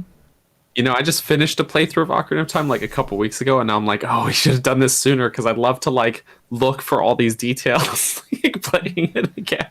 Yeah, so this question was originally going to be about floor switches. Because there's a one or two of those floor, like you step on it or you hit it with the big Goron hammer, not big Goron, the hammer, the Megaton hammer. Yeah, and one of them is like floating off the ground by a unit, and you can see the edges of it and everything. Since that wasn't the question, which switch is it? It's the bow? Oh my gosh. The reason I didn't put it in as the question is because I asked the speedrunning folks and they said that there's multiple ones. And so I would have had to go through the game and actually like warp to all the areas and look at all the switches and make sure that all of the answers I put in that were wrong answers were actually wrong answers. So that's why it isn't the question. It's at least one of them in Dodongo's Cavern, not Dodongo's Cavern, in Fire Temple is a switch that's floating. But there's probably other ones. But the fairy bow chest is like, it's not just 1 unit off. It's like 2 or 3 units off. So you can just look at it and you're like, that chest is floating. I never, in all my years. That's wild. I am getting dethroned. Wow. I don't think anyone can pull Retro Guy out of his lead here. Is there another way to climb ledges besides walking into them until you auto-climb? 1. Yes. While touching the wall, press A. 2. Yes. While touching the wall, start Z targeting. 3. Yes. Let go of the control stick as soon as you touch the wall. 4. No.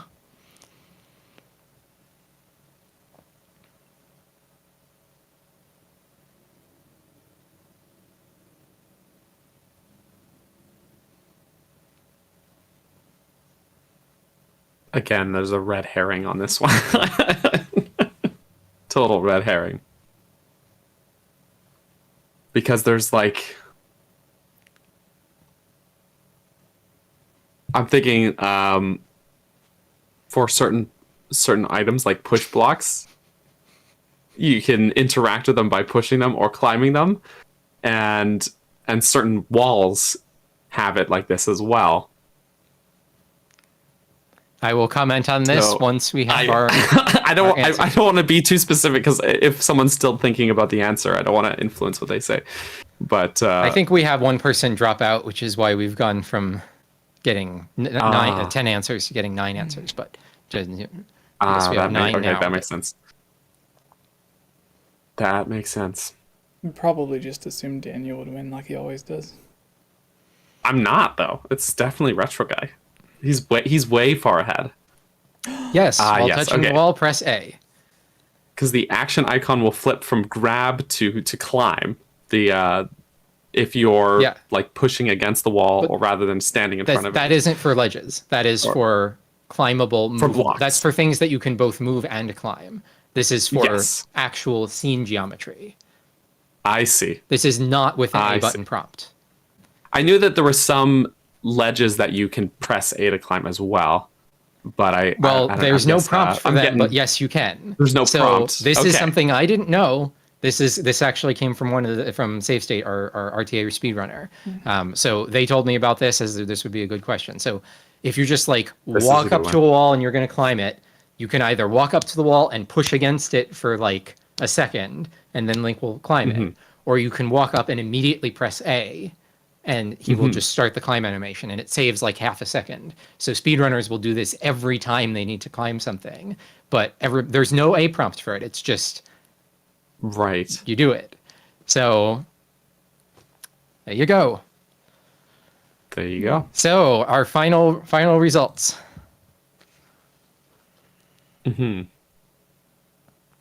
Congratulations, number 3 to Natsock. There I am. Congratulations to Retro Guy Gaming for finally unseating Captain Bergerson. I have been dethroned. That's incredible. Sorry, I wasn't explaining well. I was like thinking because the one that was the red herring was you saying to let go of the control stick, and then and that's when you're pushing up against like a block, the action icon or the prompt will flip between grab and climb depending on if you're touching the stick. So if you let go of the stick, it'll flip back to grab. And that's why I was like, that's the red herring. Yes. There, yeah. So very, very well crafted quiz. Like honestly, have to really push my brain to its limits to think about how this game goes. Yeah, I remember. And I learned a lot of things too. One of the quizzes I did was weird questions, like, because I couldn't think of any after doing so many of them. So I was just like, what is the the mini boss in the 4th dungeon of the Zelda game that released in 2006. So it's like you would need to like do all the math in your head to add up. Right. So that's well, it's Arbiter's Grounds, and then what was the mini boss? Is that Death Sword? That's Death Sword. That is Death Sword. Yeah. Yeah. So that would be like You get the spinner. examples of some of the questions I would end up doing, just because it's like I came up with so many I couldn't think of anymore. So I hope you all enjoyed this has that. been really No, fun. that was great. That was really fun. Mm-hmm. I can't believe I only knew like one of them. Oh no. There were a few lucky guesses that I had there, to be honest. There were a couple that I was total shot in the dark and I lucked out. So yeah, that was awesome. That was great. I like Glad you enjoyed, and I hope it wasn't too embarrassing for you, Jesse. I thought it was, trying to make it a learning experience and highlight some interesting things. The music part was like, that was where this started. Is I was like, oh, I bet you Jesse doesn't know that these songs will start up again or, continue from the middle. Right. I wanted to ask you, is there any social media or anything, or a Discord group that you would want people to follow or join? Or so if you're interested in tool-assisted speedruns and TaskBot and that kind of stuff, there is a TaskBot Discord, and we have a Triforce Percent channel. I am not like a YouTuber or a content creator with like, I'm not trying to have a public profile for myself. So, you can subscribe to me on YouTube if you want, but it's not like, I don't put up content regularly. Occasionally put up an arrangement or something. If you can spell my name, Sauraen, it's, in the description and everything. You can find me on everything with the same name. But yeah, there's, if you're interested, the TaskBot Discord is taskbot.discord.gg or discord.task.bot.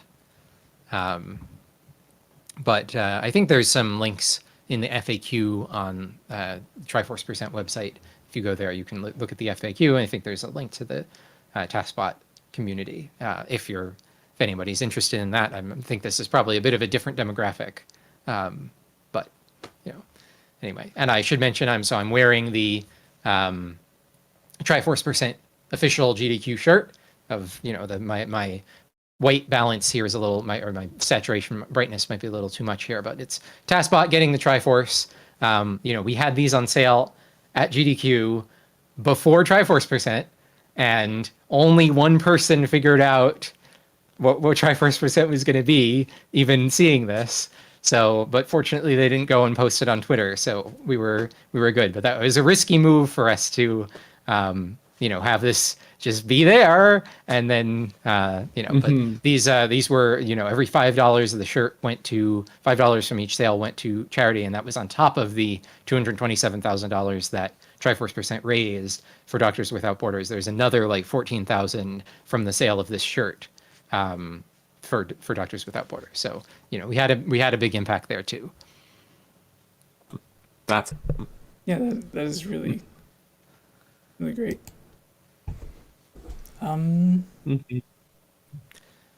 So what did you want to do next, Jesse? I can show some behind the scenes. I can show some in-game content. Yeah, but I also wanted to chat about Tears of the Kingdom a little bit. Yeah, we still have time for that. Yeah, you can go ahead and show some of the behind the scenes stuff that you have collected. Sure. So I'm not sure that I have a lot of like specific like things that are like, I want to make sure that I show this aspect of this or whatever, but I can show some of the scenes of how some of this is made in Blender. Is going to be loading shaders or compiling shaders here for a sec. It's a little slow because I haven't normally do this on my Linux side, but this is the unicorn fountain scene.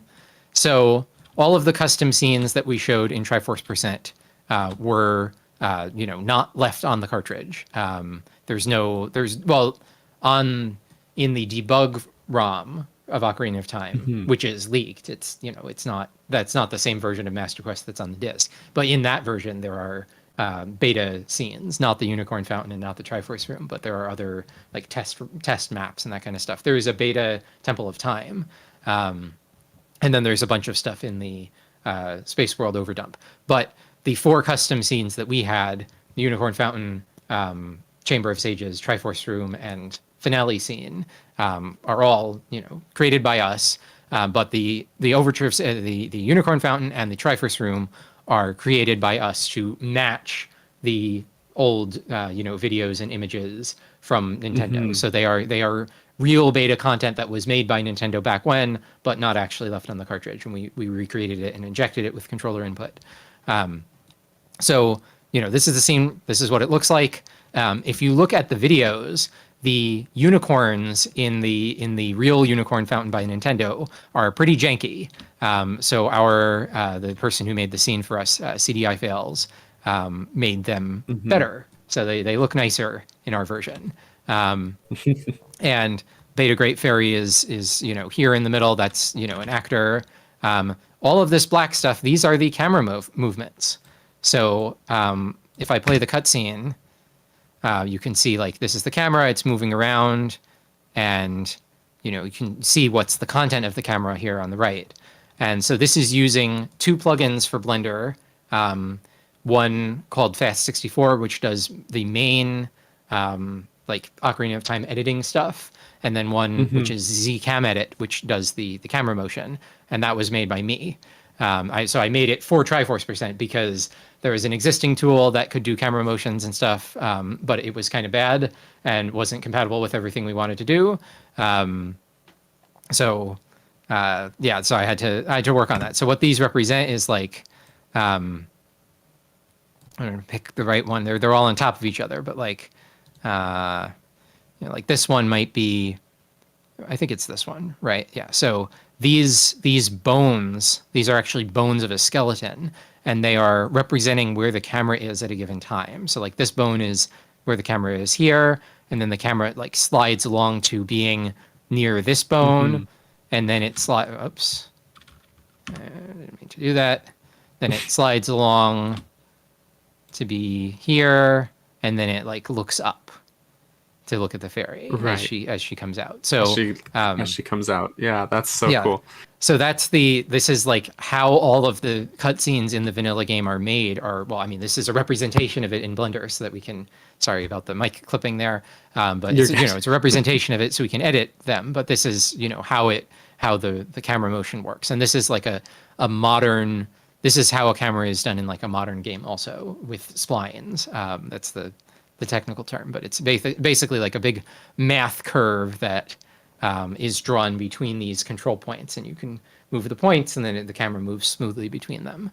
And like the other elements of the cutscene, it's like this is all the contents of the cutscene. We have action lists for Link and for the Great Fairy. This is like Link doing different actions for like looking up or like playing the ocarina or putting his arms down or whatever.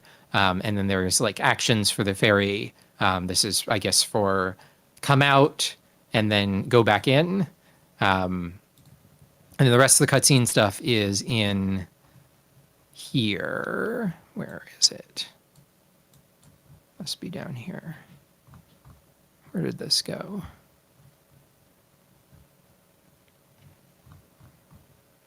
Did I use the old version? No, that should be right. Sorry, I'm missing some of my cutscene pieces here, but something's not set up right here quite with my new setup with this in Windows. So I apologize for that, but there's the different pieces of the cutscene, and you edit them in here, and that's basically how it works. I have to give props to 𝗙𝗵𝗃𝗄𝗁. He said he modeled this. Yes, and it's so true to the source material. Like you said, it's the unicorn statues are a little cleaned up, or maybe a little higher poly count than the ones that we saw, way back in the day in magazines and stuff. But this is like still so impressively true to Ocarina of Time's look. It's so well done. So part of this is because the room is imported from Majora's Mask. This is the fairy fountain from Majora's Mask. And then he changed some vertex colors and then added the unicorns. Took out the like pillars and stuff that are normally in there, I guess. Yeah. And okay, that makes sense. There's even this little exit which you didn't really get to see in the game, but that's how it goes. That's awesome though. We had issues with this texture for a while, but anyway. So let me go to another scene here. So next up is the Triforce room. We'll probably take a minute to load the shaders again because, again, this is not my normal tool chain, so apologize. I want to say, I think it's awesome that you normally use Linux. Yeah. Because I tried for about a year and I just wasn't smart enough to do everything. It's a very different experience. Yeah, I mean, so I use it for, my day job, engineering stuff, software development, but all of the N64 development stuff is Linux only. Well, not all of it, a lot of it is. And then like for decomp, and then like a lot of people will use Windows, but then they will have to use WSL or WSL2, which is basically Linux within Windows. So like the whole decomp tool chain requires that. So even if you're on Windows, you still have to be using Linux for the compiling and stuff. So this is the Triforce room. Same idea.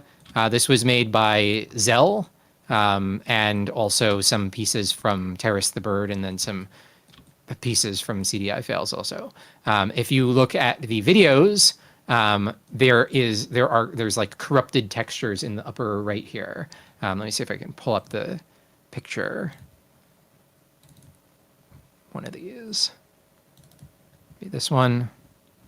Yeah, so you can see the textures, the stone textures in the top are messed up. The top row. Like the bricks are missing. Or some of them are missing. So, we fixed that. So, right. But yeah, this was like, an early alpha thing that Nintendo made. And so these are actually Mario 64 textures. They're modified Mario 64 textures.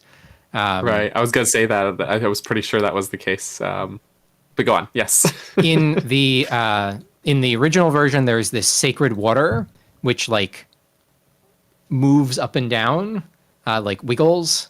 It's a different color. Come on, Windows. Sorry.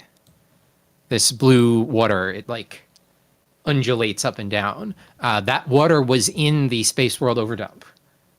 So the water from the Triforce room is there, the 3D model for it, not the code, because none of the code is there.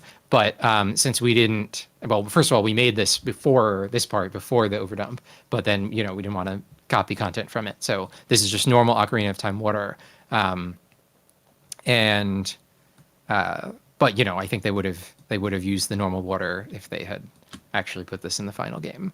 And then of course in the game, in the original cutscene, it was just Link standing in front of the Triforce. The chest is a separate object. It's not part of the scene. It's it opens up.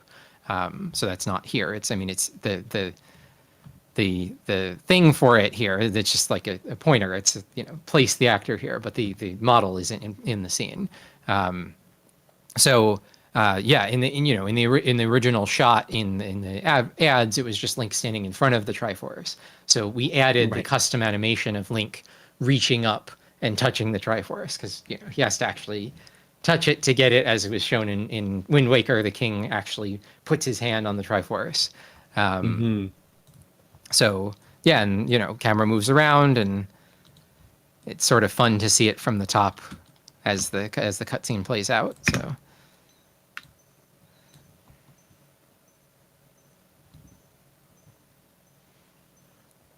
And there's also like Link actions. So this arrow is Link. And so at the beginning, he like runs in, and then he, changes to action of look up in the air, and then changes to a custom action for reach up and everything. And it's the same cutscene then continues for the conversation with the goddesses. And this part, I was actually one of the last things I did for Triforce Percent. So I tried to do it the best job I could with the camera of like the really wide zoomed in shot here with like because like there's a difference between having the camera close to something and having it far but having it zoomed in. So I played with that a lot in this scene. Like this shot is the camera is far but zoomed in, and then this shot the camera gets really close but is zoomed out, and so it's like playing with the depth of field for that kind of. Yeah. So cool. It's So when they, you may be, sorry, I was just seeing if anyone was asking anything in the chat, but yeah, so you may have seen at the end, we get the choice of, do you want to be king of Hyrule? Do you want rupees, or do you want to see the future?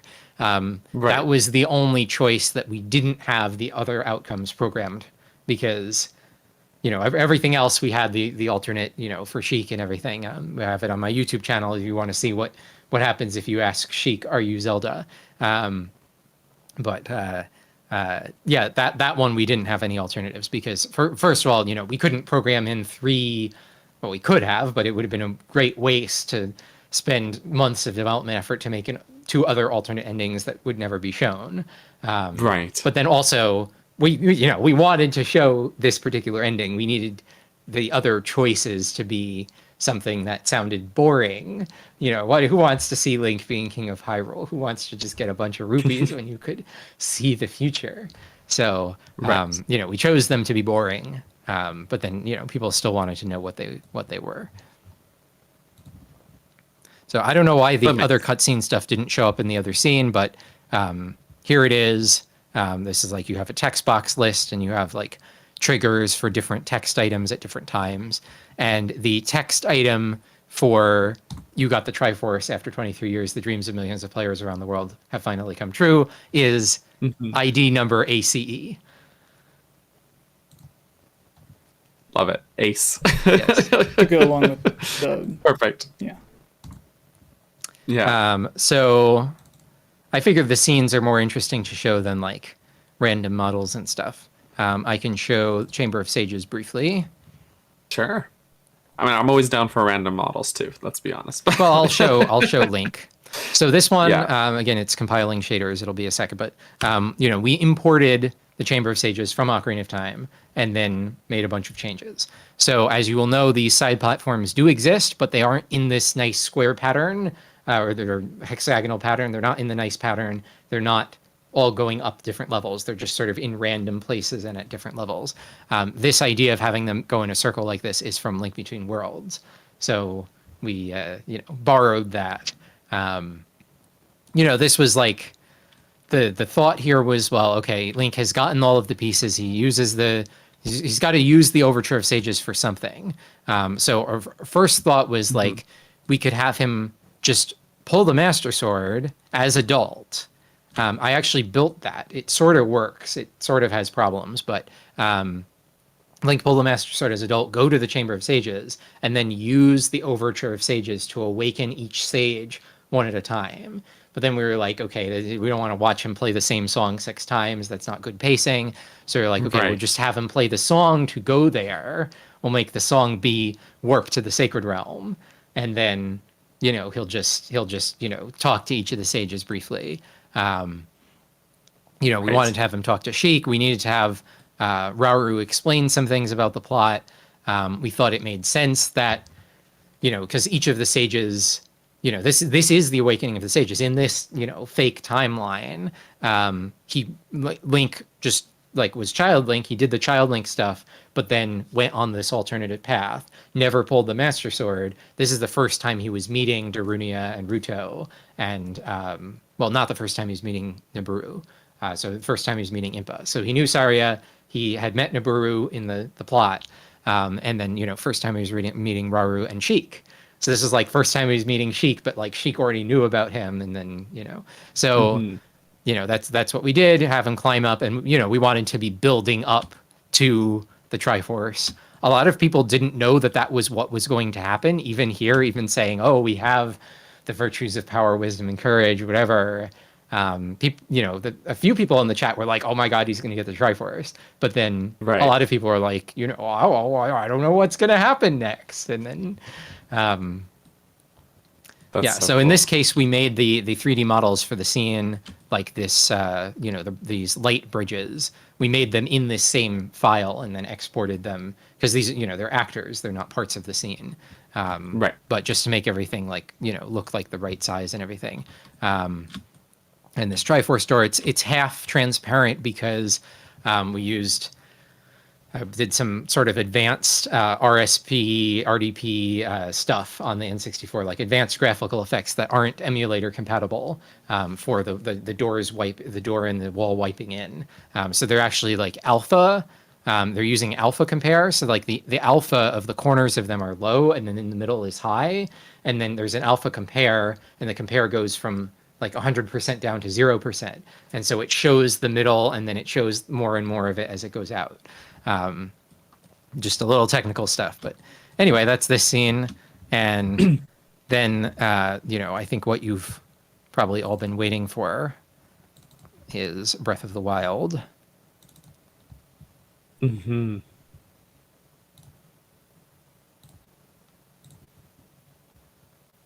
All right. Don't save. Don't save. Now, I heard for this in particular that the hair was surprisingly complex compared to the rest of the model. Is that true? Can you speak to that? Yeah. So you know, you're seeing everything here. So you know, this is Breath of the Wild Link. This is a derivative of the model from Breath of the Wild. So we had another person take the model, import it, and then do like automatic poly reduction and then manual poly reduction. So it was like easily 20, 30 hours work between them and me just to get the model to this state. And then rigging and animation and stuff on top of that. So like we put in the bones that were needed for that cutscene, nothing else. So like his hands, there's no hand bones. It's just the arm. But then the hair, there's 6 bones in the hair. So like you can get different parts of the hair to like wiggle independently so that it would, you know, look realistic. And these ones have a whole like double pendulum physics simulation on them. And all of the hair physics is done live. It's done, we've injected code to do the hair physics.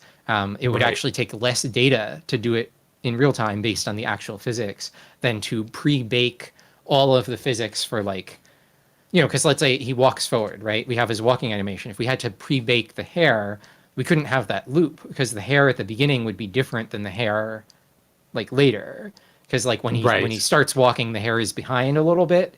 And then when he stops, then the hair, you know, swings forward.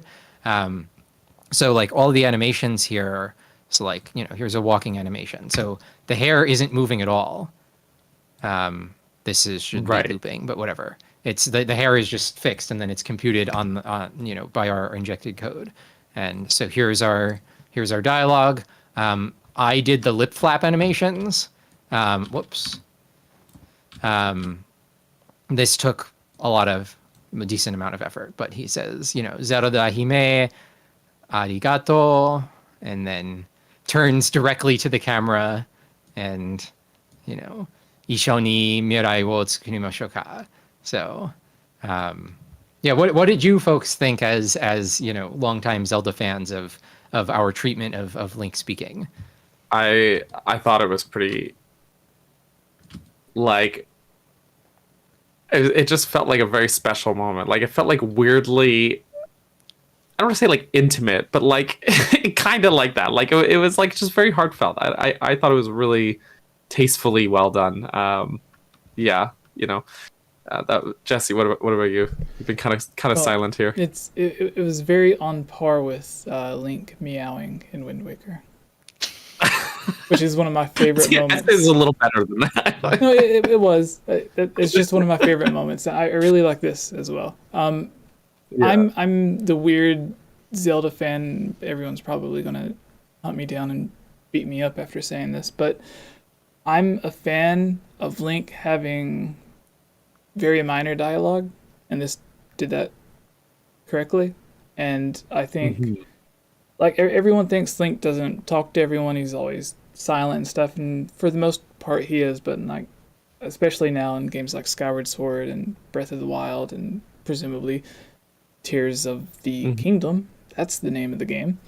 Right. It gives you dialogue options, so you can choose what Link replies and says. And some of the other games, like, you've always been able to say like yes or no or whatever and stuff like that. So I've always been okay if he did have voice acting and then having just like very minor stuff.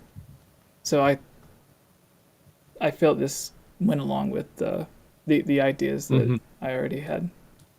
And I also, if I can add to that, one of the things, like, I appreciate the lip flaps being added, as well as sort of the sign language or American Sign Language. It is American Sign Language that he does, right? Oh, no, this wasn't sign language. This like is just gesturing. Oh, it wasn't. Just gestures. Okay. Yeah, I thought this was not. that was my first of all, it's Japanese interpretation. speaking, so it couldn't It's be Japanese, yes. Well, I mean, you could do American Sign Language and Japanese at the same time, but like, You no, could. it's It would just, be difficult. It's just gesturing. Okay. Well, I was wrong about that. Sorry, but I know a lot of people will, you know, like, it's like a weird misconception. People are like, "Oh, Link is mute. He's like a mute character." But it's a misconception between a silent protagonist, which is sort of an in-game, I don't know, feature or trope, versus like Link canonically not being able to speak. Right. And I just thought like this was like a good way to sort of like walk the line of that in a way. Do you know what I mean? Yeah. I mean, of course of course I like the choices that we made here, but I wanted to, get your feedback of it as, professionals in this space. For sure. I don't think I would. It's very kind of you to call us that. The other thing is, aside from him just speaking in general, I felt that it did properly build up to the moment, as Daniel was saying, because I don't think a lot of people were really, the first time they watched it, I don't think they expected the new character model and the animation and everything, and the voice acting on top of it, and just all of the new stuff. And then the Twitch comments and everything popping up, it just seems like your N64 was basically about to take off like a rocket or something. Is what it seemed like. I appreciate that metaphor. It's, a computer just does what you tell it to do. The N64 wasn't any hotter than it normally is, the processor or whatever. The way we were able to do that through some clever optimizations but also some clever camera movements. So let me load that screen, that scene. Basically, the secret is, we optimized as much as we could, and then we just put only Link and Zelda and the sky on camera at the same time most of the time. And when you have Link and Zelda and the island all on camera, then it drops from 20 FPS to 15 FPS. So, it is a technical achievement, and then it's also just, this is what the console can do. So optimization goes a long way. It's just like it's cool because and you said you want to talk Tears of the Kingdom, so it kind of segues to that a bit. But it's cool because the Sky Island sort of, there's a visual parallel to that, from what we've seen in the trailers, and as well as like the floating islands of like the Sacred Realm that you see in like, say, artwork for A Link to the Past, or in the ending of A Link Between Worlds. And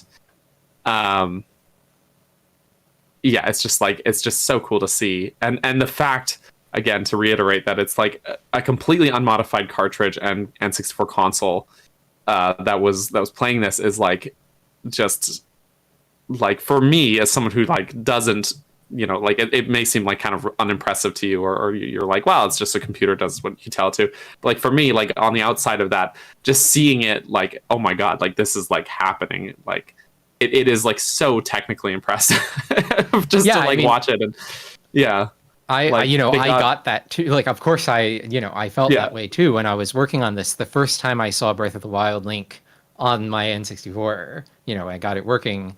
I was like, what am I looking at? Like, how is it? Like, it's unreal. Like this is totally, this should not be part of the reality that I'm living in. But then I got used to it, and of course, keep working on this and iterating this, this scene. Every little detail of the camera motion got, so many little tweaks and iterations to try to make it as good as we could.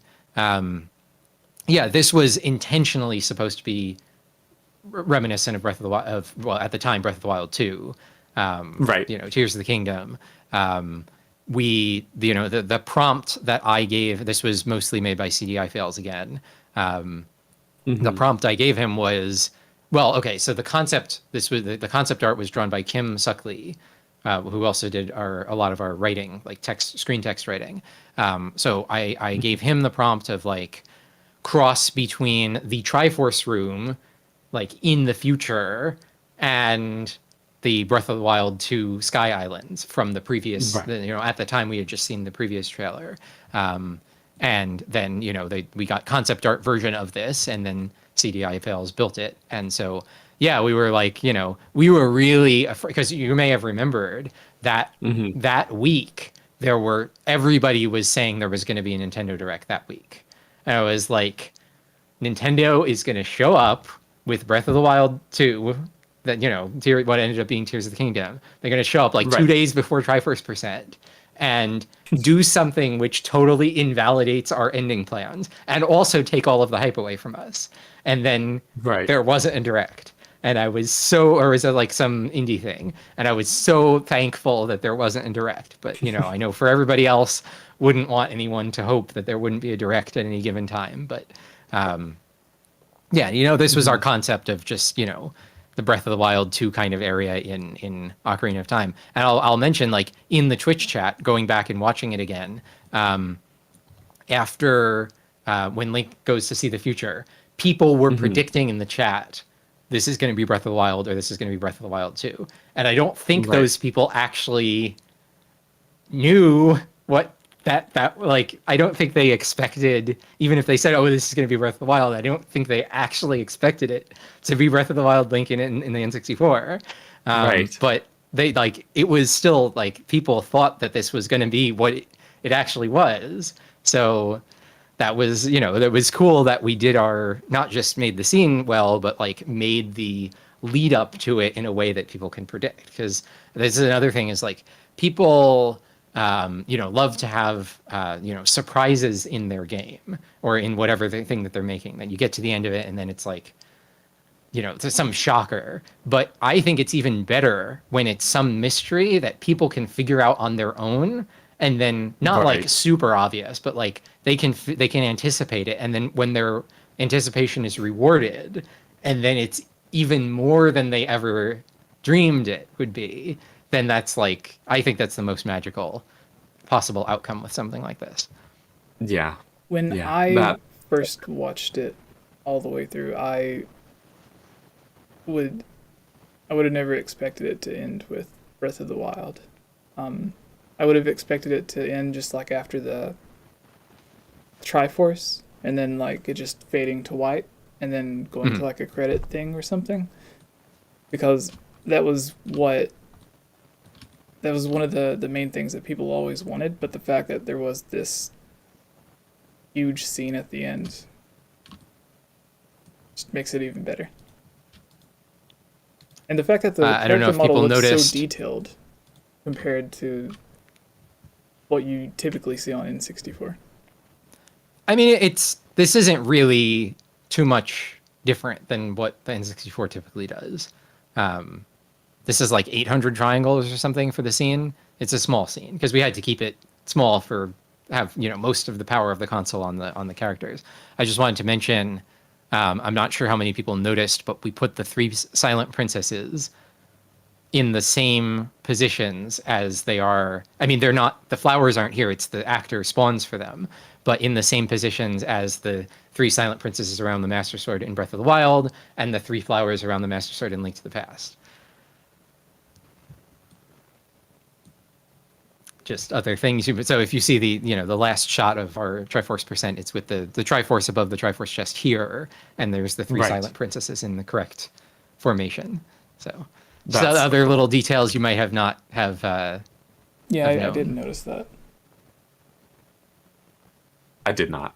So, but that is really cool. I gotta go. I'm trying to like I gotta go back and like find the video again or the VOD again and like and give it a watch through. Yeah, so it's linked right at the top. It's been like get Triforce.link. First thing is the link to the video. Yeah, another I posted thing that link in there, the chat too. Oh, I was just saying to people, anyone watching that, I did post that link in the chat. I think Jesse pinned it in the chat here as well. So if anyone wants to go and check it out, please do. Please do. I also the Discord for Taz and the website in the description as well. I'll mention one other thing while we're here. This cutscene in the staff roll. So the staff roll is also all custom content that we made that was injected into the game and running live. One thing I didn't expect when showing Triforce Percent was that people would think that everything through the Triforce scene was all on the cartridge, and then think that everything from the finale was like just us playing a video. Like right. I knew that people would be confused about what was what on the cartridge, but then we explained at the end in the staff roll that like, okay, there's specific beta content pieces, and then we made up the story to combine them. So I wasn't really worried about that. But then the idea that like once there's Breath of the Wild characters in Twitch chat, just the idea that people's brain went to this must be completely fake, this must be a video. Then like I didn't really expect that. I thought like everybody would sort of know, okay, we said it, we're doing Ace, we built up to this, and then we did crazy things with it. So yes, the end credits was also in game, you know, with done with Ace. And this scene in Kokiri Forest here, this is a beta scene.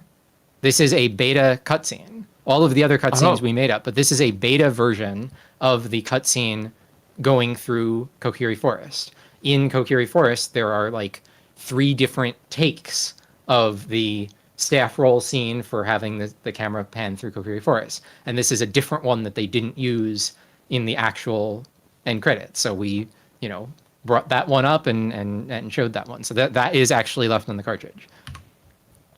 Of course, we added our own text to it, and we had to, Link would spawn in front of his house in the vanilla one. So we had to, you know, remove him and stuff so that he wouldn't be in the credits. But you know, other than that, the camera motion is actual beta content. And then in the scene in the desert, we show the desert pyramid, which is you know, an urban legend. It's the corner of the well, you can sort of, the bit rate is not great here, but it's in here, right there. You can see it a little bit. It's just the corner of the wall, sort of near where you walk in.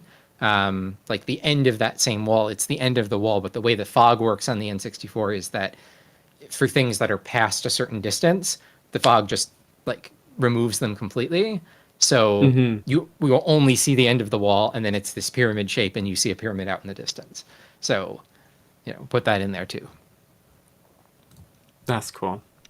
I like that a lot of these things are kind of pulled from urban legend. I think even the Overture of Sages itself was like a right. That's like a the original sort of Ariana Almondo's hoax about how to get the Triforce, which was the Overture of Sages, and we put the same Overture of Sages that she composed, the same set of notes. We put that into the game. I love that. Yeah, I just love that. It's like it makes it feel so like it's such an ingrained part of the community in that way. You know, like everything is pulled like that. It's so cool. Can I ask what was the No, Jesse. Yeah, no, go ahead. I'm sorry. I'll leave. No.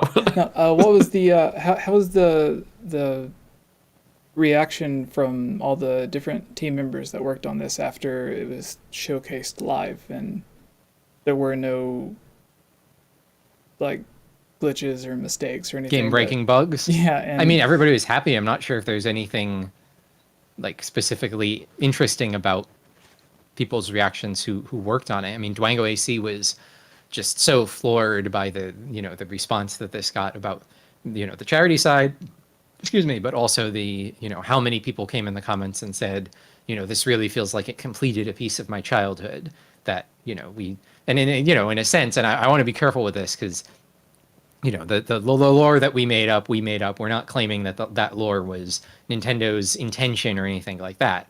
But with that said, that we're not claiming more that this is any more canon than, you know, what we made it just by injecting it. But with that said, in a sense, we completed Ocarina of Time. Normally a speedrun just completes a game in the sense of getting to the ending, but we actually completed the game experience, making these urban legends and everything actually become part of the game.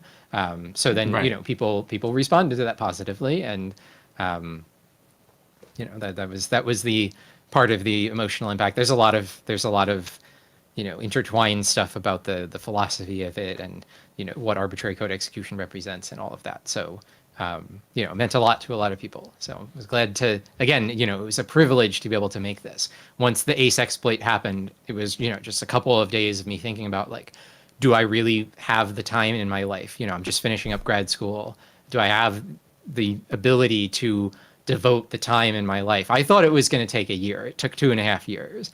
But I was like, do I have the time to devote to actually make this real? And if I don't, it will either never get made, or more likely somebody else would do something like this, but it wouldn't be to the same level. It would be just some like basic thing. And then, do I really want that to be the version of this that exists for the future? Or do I want it to be the, like, really meaningful, super, you know, whatever we were able to make? So then we made the choice, and we started the project, and then here we are. Yeah, because there are situations where you see someone, like, get 10-20% done with some project that they're working on, and then they just kind of get too busy with life and they move on to something else, or they just don't have the time for it anymore. So the fact that, like, I had no idea this was even a thing until I seen it, and I was one of the people that just didn't understand what it was at first, because my first reaction whenever I seen it,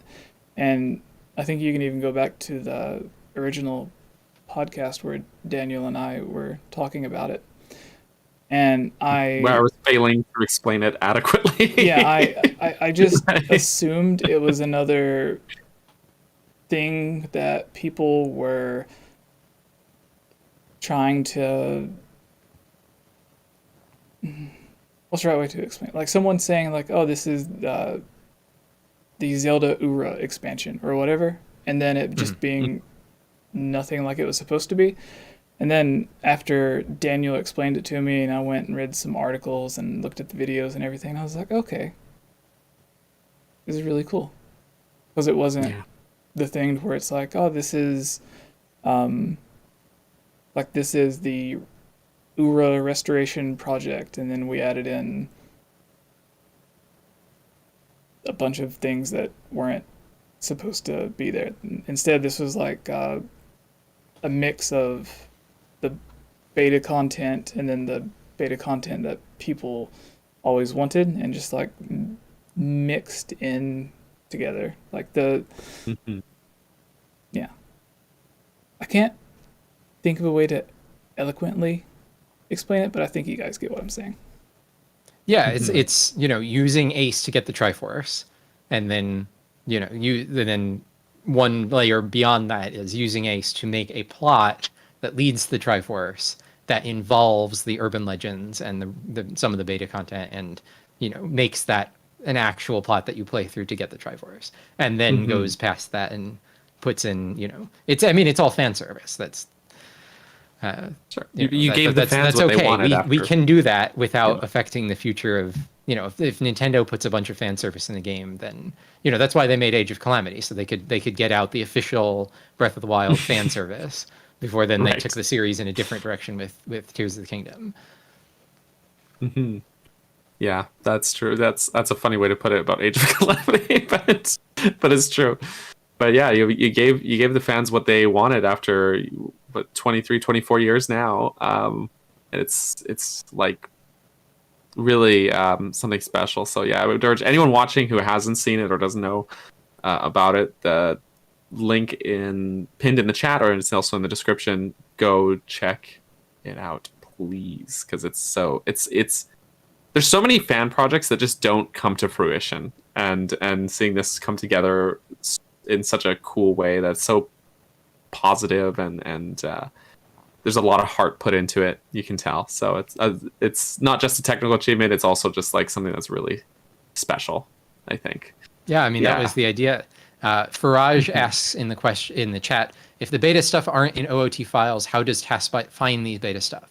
So some of the individual beta elements are actually in the game files. So for example, the butterfly model, the 𝗵𝗃𝗀𝗃𝗂𝗁, the 𝗵𝗃_𝗀𝗃_𝗀𝗃_𝗀𝗃_𝗀𝗃, those are actually on the cartridge, and we just used arbitrary code execution to spawn them and show them off. Some of the beta content, like the Unicorn Fountain and the Triforce Room, was actually stuff that was made by Nintendo back in the day, but was not on the cartridge, and we remade it from scratch just by looking at the old videos and stuff and modeling it and everything, and then injected it.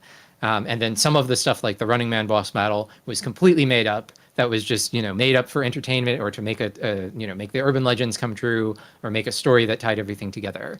And so the TASBot team, this wasn't about finding anything. It was about making these urban legends come true, and then the actual beta content, things like the 𝗵𝗃𝗀𝗃𝗀𝗃, using Ace to bring them to life. Because like the 3D model is there, but the 𝗵𝗃𝗀𝗃𝗃 doesn't have dialogue. He doesn't have any behaviors. Well, he has like the animations, but he doesn't like actually do anything. It's not interactable. It's just a model and animation files. So we had to we wanted to bring them to life. So that is how the project was overall. We have a few minutes left. Can we chat about Tears of the Kingdom? I have a couple theories, and I want to get them out here to the internet. I would love to hear it. I'm looking now, and it says we've been live for about 2 hours and 40 minutes, and I could just go all day talking about Ocarina of Time stuff. So, yes, we can do that. What yeah, is, I'll need to leave not too long after 12:30 my time, 3:30 your time. I could spend a few extra minutes, but I gotta quickly gobble some lunch and then get on a train and go somewhere. So yeah, we started the whole thing early just so you could have that extra time. Thank you. And we still Much ended up appreciated. going on. So yeah, I won't, we can go a little over, but anyway, so here's a theory. Okay. And I don't actually really want this to be true. I sort of hope that this isn't true, but I think that there's a chance that something like this might be true, and that's why I want to get it out there, so if it does end up being true, people can say. And then I don't have any insider sources. This is not a leak. I'm just making this up. So what if? Right. So we know that there's sort of two key parts to the theory. So first of all, we know that Tears of the Kingdom is going to be 6 years, just over 6 years, between when Breath of the Wild launched and when Tears of the Kingdom launched. And for Breath of the Wild, it was like just 6 years since Skyward Sword. But for Breath of the Wild, or I guess it was a little bit more. Anyway, something, so it was around the same amount of time. But for Breath of the Wild, they were completely building the engine from the ground up. We heard all about the physics and everything like that. And, it was, working on the Wii U and then changing it last minute to the Switch. Though I hear that part actually didn't take very long. It was a pretty seamless, transition. But like they took the 6 years to do that, and then they took 6 years to make another game in the same engine with the same world. So well, how do you explain it? Well, there's the pandemic. The pandemic, impacted a lot of people's work, but we would have expected Tears of the Kingdom to be done in like 2 or 3 years. The pandemic didn't add an additional 3 to 4 years to the development. There's no way that the pandemic had added. I mean, we haven't even been 3 to 4 years since the beginning of the pandemic. So what could have possibly explained this? Well, first of all, so two things. First thing, we know that Nintendo of Japan, they have their office building in Kyoto. They have different floors for different teams. So there's a floor that has the Zelda team. There's a floor that has the Mario team. Their employees' key cards don't even get them into the other floors. So even someone at Nintendo with all the security clearances and whatever, who's working on, Mario Odyssey 2 or whatever, they can't get in and see what's going on in the Zelda floor and what's going on for Tears of the Kingdom. It's that locked down. I can't see Nintendo in that conditions allowing their employees to work from home. I can't see them allowing people to take stuff home on a flash drive or even connect with a VPN into their servers, because it's too easy for some kid to walk into his father's, room while he's working on Zelda and see something. My theory is that when the pandemic happened, or during the time that they're working from home, they completely stopped development. They literally just told everybody, go home, take 6 months off, play other games. And they literally just completely stopped. You know, maybe some marketing or whatever that wasn't like critical stuff, but the core developers just completely stopped because they wouldn't have been working on it at home. First of all, that put in that extra amount of whatever 6 months or a year of loss of time. But then also they all played other games and got ideas and then came back and were like, oh, we've got to do this, we've got to do that. And so then that added extra time. Then the other part of the theory is that the other reason that this has taken so long, and again, I don't want this to be true, but it might be true. Tears of the Kingdom is game number 2 of a trilogy. It's the Empire Strikes Back of the Breath of the Wild trilogy. Okay. Right? And Nintendo has been developing both Tears of the Kingdom and the next game sort of in parallel, like the way that like Hollywood movies, if they're making movies 2 and 3, like for Avatar, they're making Avatar 2 and 3, they're kind of overlapping. Like they do, it's not completely overlapping. It's not completely making both of them in parallel, but they're also not like finish one and then start on the other. They do like pre-production for 1 and then 2, or 2 and then 3. Then they do main filming for 2 and then 3. Then they do whatever. So right. What if part of the reason of this is that they're actually making 2 games at the same time? Tears of the Kingdom comes out, and then a year later, the next game comes out, and that's a launch title for the next hardware. Oof. Because there's no way there's going to be a new, sequel to the Switch coming out in 6 months. I don't think that's on the table. But a year, I think we'd know more about it. If I that think were the case. we would have heard more things. Yeah. Whatever. Like obviously, it's in development. Like there's always new hardware in development. But like 6 months away, I don't think so. So, Tears of the Kingdom is on the Switch. But what if the third game is like a year later, and then that's the launch title for the next hardware? And so that would also explain the long delay, because they needed to get the next one out and so quickly, so they have to like stack them. And then once we've played Tears of the Kingdom, there's going to be a next game. I hope they don't have some cliffhanger ending, because that that would suck. But if it was something that sort of had a resolution but wasn't like also a setup for another game, that's that's the thought. And the other part of why I think that might be possible is that Breath of the Wild Hyrule was already groundbreakingly, award-winningly huge, and people complained that it was empty. But now for Tears of the Kingdom, we have that same world again, possibly with changes. We have the sky above it, we have the underground below it, and maybe the oceans too. Right. And and there was some discussion about a sacred realm, that there is like another, like an alternate world that isn't just going up to the sky, but that there's actually some portals to another world. So that's like potentially up to 5 times the square footage game area compared to Breath of the Wild. Because you have surface, sky, sacred realm, underground, and water. And that's like that's a crazy amount of content. Like, how would they do that all in one game?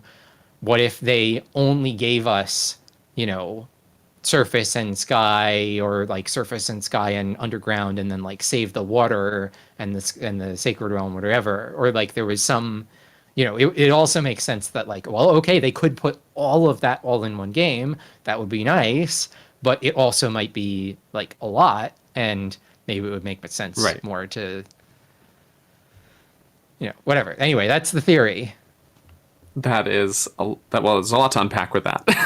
But I mean, pandemic stuff kind of does make sense. Like they are notoriously very, like, they keep everything under lock and key.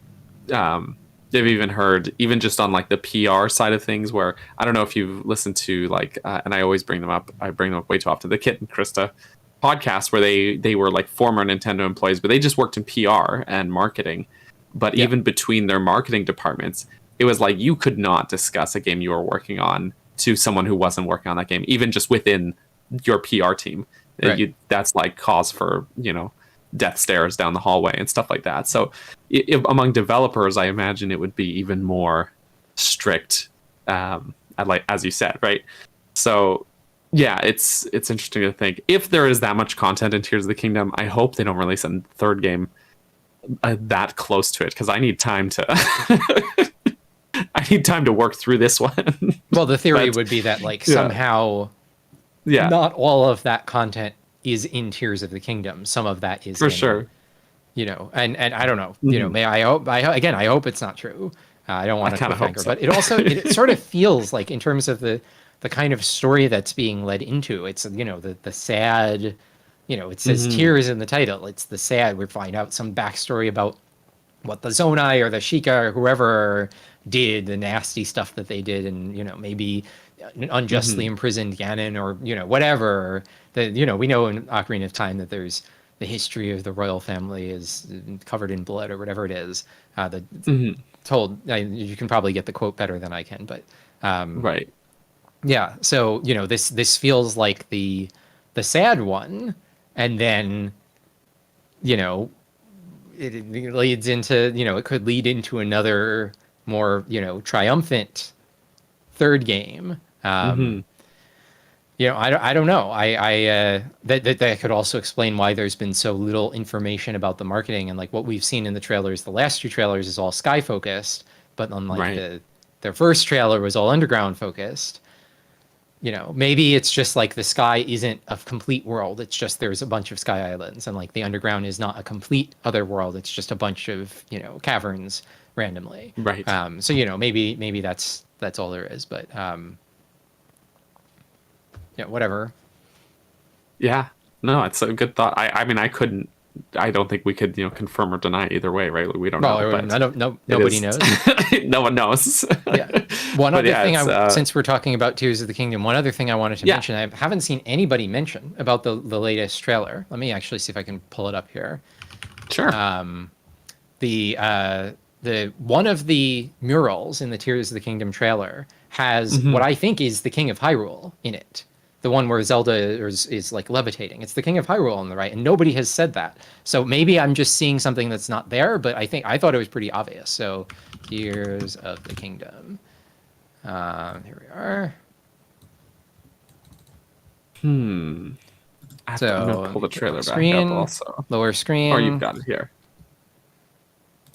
So this one. So this one.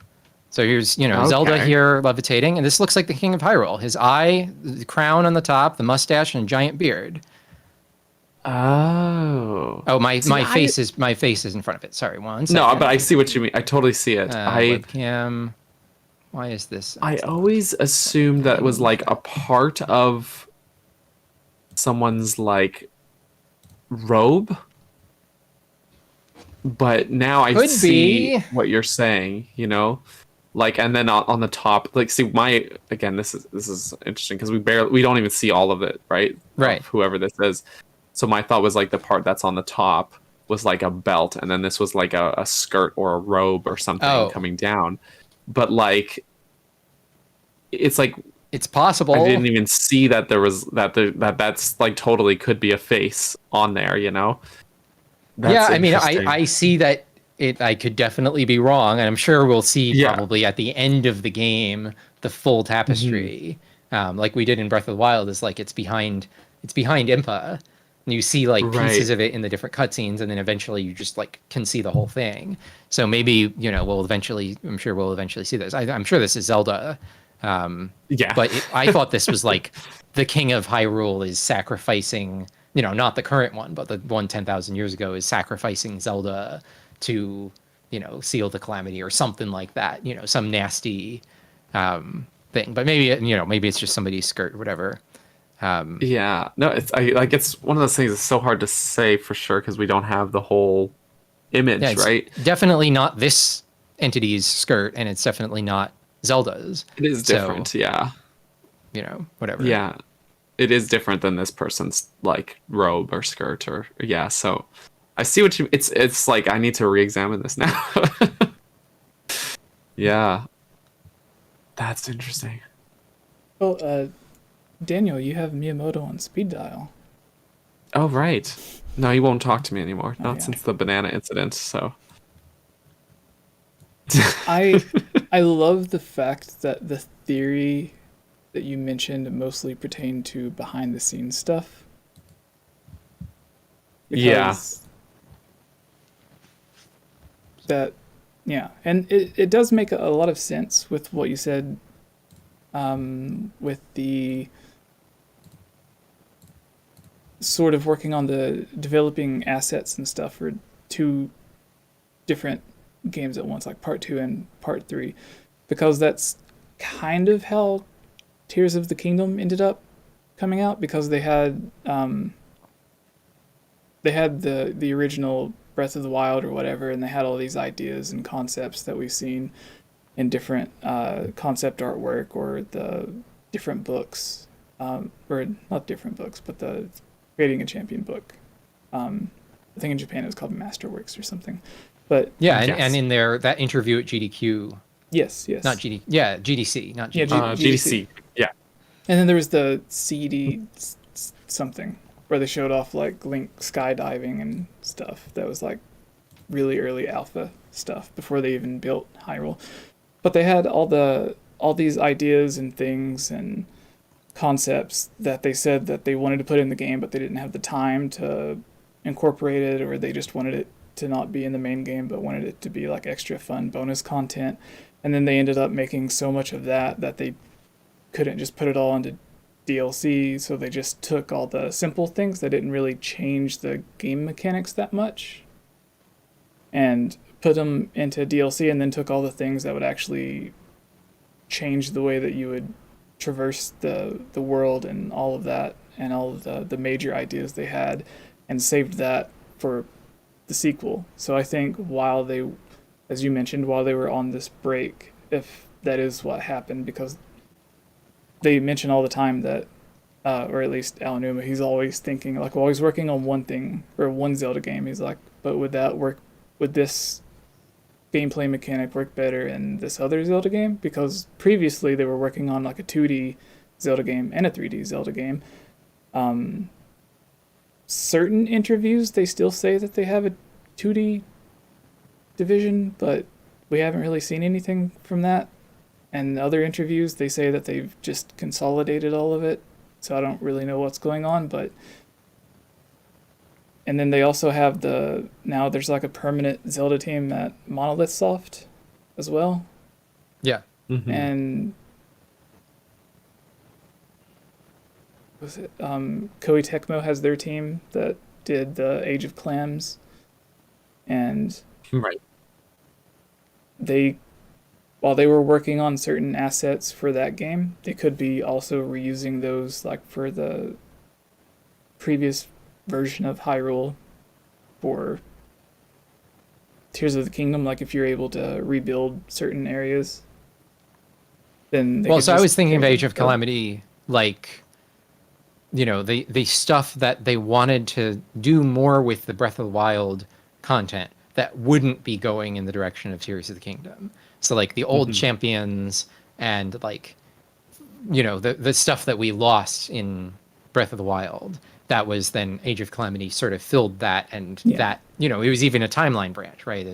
This new ending, or, you know, the new most of the game. So then, you know, then Tears of the Kingdom can go in a different direction. It won't be about the old champions. You know, maybe Sidon will show up because he's so popular, but right. You know, it's a new thing. And then I don't know. It seems like a lot. It seems weird that we wouldn't know more by now. You know, we've still never seen any actual gameplay. We've seen, you know, clips. Well, I guess there are snippets in the trailers that are gameplay with the interface removed, but like we haven't seen someone with a controller playing it. Right. We'll see.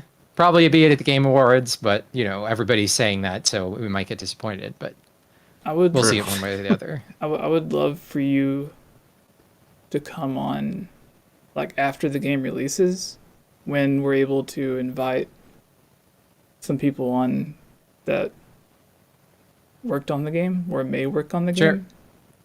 Yeah, because of course I'd love to meet them. You're coming up with a lot of great questions that I would want to ask, and I know I'm probably not going to remember half of them. have to bookmark this episode and rewatch it, Jesse. Yeah. Right before. Yeah. That's great. Anyway, I do have to get going. Oh, yes. Yeah. But thank you so much for having me, and it was nice to meet you both. Yeah, thank you for being here and showing us all the goodies and letting me get my butt kicked on a quiz. And I'm sorry about last week, by the way. That It's all right. Had a long, odd week, but everything is going good now. But yeah, you can head off. I'll post the links to everything in the description. Once the video goes live, I'll put it all in the comments. But yeah, thanks for coming on. It was really good chatting with you on video for the first time, Sauraen. Yeah, and thank you again so much for having me and listening to all my stuff. And thanks everyone for watching. Our pleasure. Daniel, do you want to, after Sauraen leaves, do you want to answer a couple of questions before we go for the people in the Or chat? just a couple mailbag. Yeah, sure. We'll All right, so you want me to just leave the Discord call and you'll redo your layout? You can just, you can head off. All right. See you, folks. Awesome. Thank you. And he's gone. Daniel. And then there were two. How cool was that? That was awesome. That was awesome. Like, honestly, the whole thing, Triforce Percent, is like so cool. And I didn't know about it until I was late on the game. I saw Tony's video about it first. Who's Tony? And I was like, what? Hard for Games, sorry. I don't know this. Saw that video, and I was like, what is this? And then I had to go and look into it more because it was like so cool. Just so cool to see. And Tony's awesome, dude. He made a really comprehensive video about Triforce Percent, but it's really cool to be able to talk with Sauraen and I don't know, get more of an inside scoop, as it were. So yeah, I really want to bring him back on when we have like Joe or Sean on again. That way it's not just us asking the same questions again like we did with Breath of the Wild and Age of Clams. If they do happen to be in the Breath of the Wild 2 or Tears of Tears of the Kingdom. If I would like to have them on and then have him on just to have different questions, because I feel like my questions are always the same. It's just like, when did the voice acting start? When did this happen? And it's basically the same questions over and over again. Which is why the last time we had Joe on, I was like, hey, do you want to just come on and talk about Metroid? Talk about Metroid for a couple hours? That was great. That was really fun. It's really cool to have like different guests on again, though. Because I think we were talking about it on our 5-year anniversary episode, saying how we used to have a lot of guests, and I think our goal initially was to have a different guest every week, and of course that you start to run out of people after certain well, 2 of the guests turned into permanent co-hosts. So yes, then that happened. So, but so this is cool. This is really cool again to do that kind of thing again. Mailbag though, we should probably that's totally a thing. I really liked his idea about them possibly working on a third game or coming up with ideas for a third one. And like I think they will, because I'll just say this while you're answering the question. But everyone, please, if you haven't already, post a question in the chat. If you don't, Daniel will take one from the mailbag on our Discord. But while you're getting a question, I feel like if they did take a break like that, then they would have been working on something else Zelda related. Right. Yeah. I want to look up what Japan's like lockdown procedures or whatever were at the start of the pandemic. Sure. Yeah, no, I'm very curious. Yeah. All right. So yeah, what's the thing? All right. Well, did we do mailbag last week even? I don't know. No, not last week. Definitely not last week. Last week we didn't have an episode. Last time, because I'm just looking in the Discord mailbag channel, and the last questions are from like the 11th, so 2 weeks ago, and I'm like, did we answer these? I don't think so. So this was one actually from Zoe, who people might know. Zoe helped with or not helped, like spearheaded the translation of the text. Right. But Zoe asked, what do you look forward to for the next 5 years? Is there anything you want to do that you haven't done with the podcast yet? Oh, that's a good question. If we're still doing this in 5 years, I'd love to still be doing this in 5 years, but who knows what the future holds? I might burst into flames before then. What do you think, Jesse? Any thoughts there? I think it would be cool to do a live event. Like a panel at like PAX panel or Amanda something. Does a lot of live events with Zelda Universe and stuff. I think something like that would be cool, but at the same time, it's like, yeah, I couldn't possibly think of any topics or a subject that would have that many people interested, but I think that would be really cool. I agree. We also got to get everyone in the same location at some point, because we've never all been in the same room at the same time, like all the co-hosts. You know what I mean? So that would be really cool to do. And yeah, doing a live event, the closest thing to a live event we've done was just being at E3 and like vlogging, which is not the same. But that's the closest we've done, because we've been in person with people. So yeah, I agree with that. There are some guests that I think I would like to have, and I won't say who at this point, but like there are some guests that we had plans to have on that have rather disappointingly not panned out, or fallen through, and some it's like, okay, yeah, it makes sense. Who? The president of PlayStation, Sony. Oh yes, just have him on. No, but like there are some that were kind of like, they kind of stung a little that it didn't pan out. There was a guest that kind of ghosted us, and I was choked about it, but I'm not gonna say who, but yeah, I think there are just some guests that I think would be really fun to have on that we haven't had a chance to yet, or we had been in talks with, and plans fell through. But yeah, I think a live event would honestly be super cool to do. I really do. Whether people would want to go to that or not, that's a different debate. But I just think like the times we met people in person at like E3 were like really cool to do. We were able to pull together the huge dinner thing that one day. Yeah, that's true too. Though I think some like the truth of the matter is that like at least Jesse and I are a bit introverted. And people, I've mentioned that like on stream before, and people are like, how can you do this and be an introvert? That doesn't make any sense. You're not shy or whatever. And it's like, well, there's a difference between like talking to someone on a Discord call versus meeting them in person. It's not that those are not the same thing. And so like in person, I'm a bit reserved. I am, unless I'm like really actual friends with you. And so it totally is different. And yeah, like when we're at E3, Kayla totally had to be our social bridge for many things, because we were too shy to like approach people or approach companies that had like their booths and stuff. Oh yeah, so, that was right. So that was where the whole the PR thing started. That whole joke about. Yeah, so that's funny. But I still have that even on emails sometimes, when there'll be like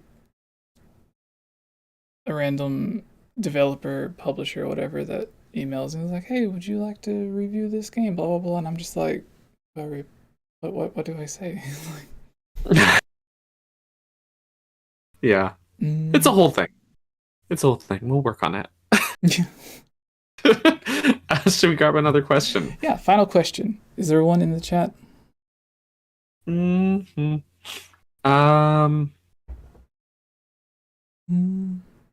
What Oh, Retro has a joke question, I imagine.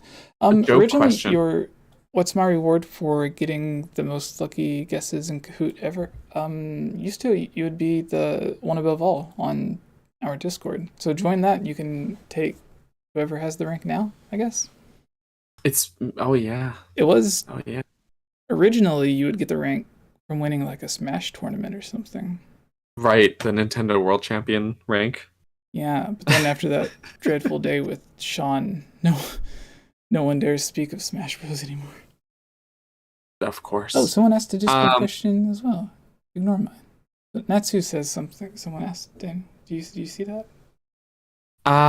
Let's see. You have Actually, a Patreon. You should ask like your people on Patreon for question. They can be like a bonus thing for them. For Well, donating to you. this is your channel, so we'll. So your But it's your Patreon. podcast. So Keeper of Light asked, I've seen in the trailer at the bridge where Dinraal flies along some kind of device that was definitely not there in Breath of the Wild. It looks like stones are transported with it. What could it be for? They posted an image with it, and I'm now wondering if I'm not seeing something, because there are the windmills there, which are in Breath of the Wild. So I'm just wondering what I'm not seeing. Do you know what I mean? It's along the Tanagar Canyon. There's that. Is it the? Do you know what I mean? The trailer that There's has a Tabantha the time code on the side? Where is it posted at? Zelda mailbag? Yeah, it's in the Discord on the Zelda mailbag. Maybe you can look at the photo. They added a visual aid for us, with the wing thing? which I appreciate. Yeah. On the stone. So there's a device, looks like transport a stone with it. I don't see it. In this clip? Am I blind? Where's it supposed to be at? Keeper of Light. I'll see that you're also in the live chat here. If you're able to elaborate more on which stone that we're looking at. Because yeah, I see the windmills there. Every time I go to the other Discord thing, it freezes our chat. Oh, does it? Yeah, but that's okay though. I'll just not look at it. I wasn't seeing anything anyways. What is where we're at in that image? Is it like top right corner, bottom right corner, middle, behind Daniel somewhere? You know where you've got like the logo on screen? You could put this image there for viewers as well. Okay, I'll do that.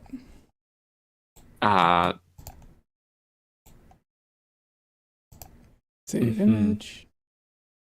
As a side note, while you're doing that, Natsu asked, oh, they posted one with an arrow. Isn't that the windmill?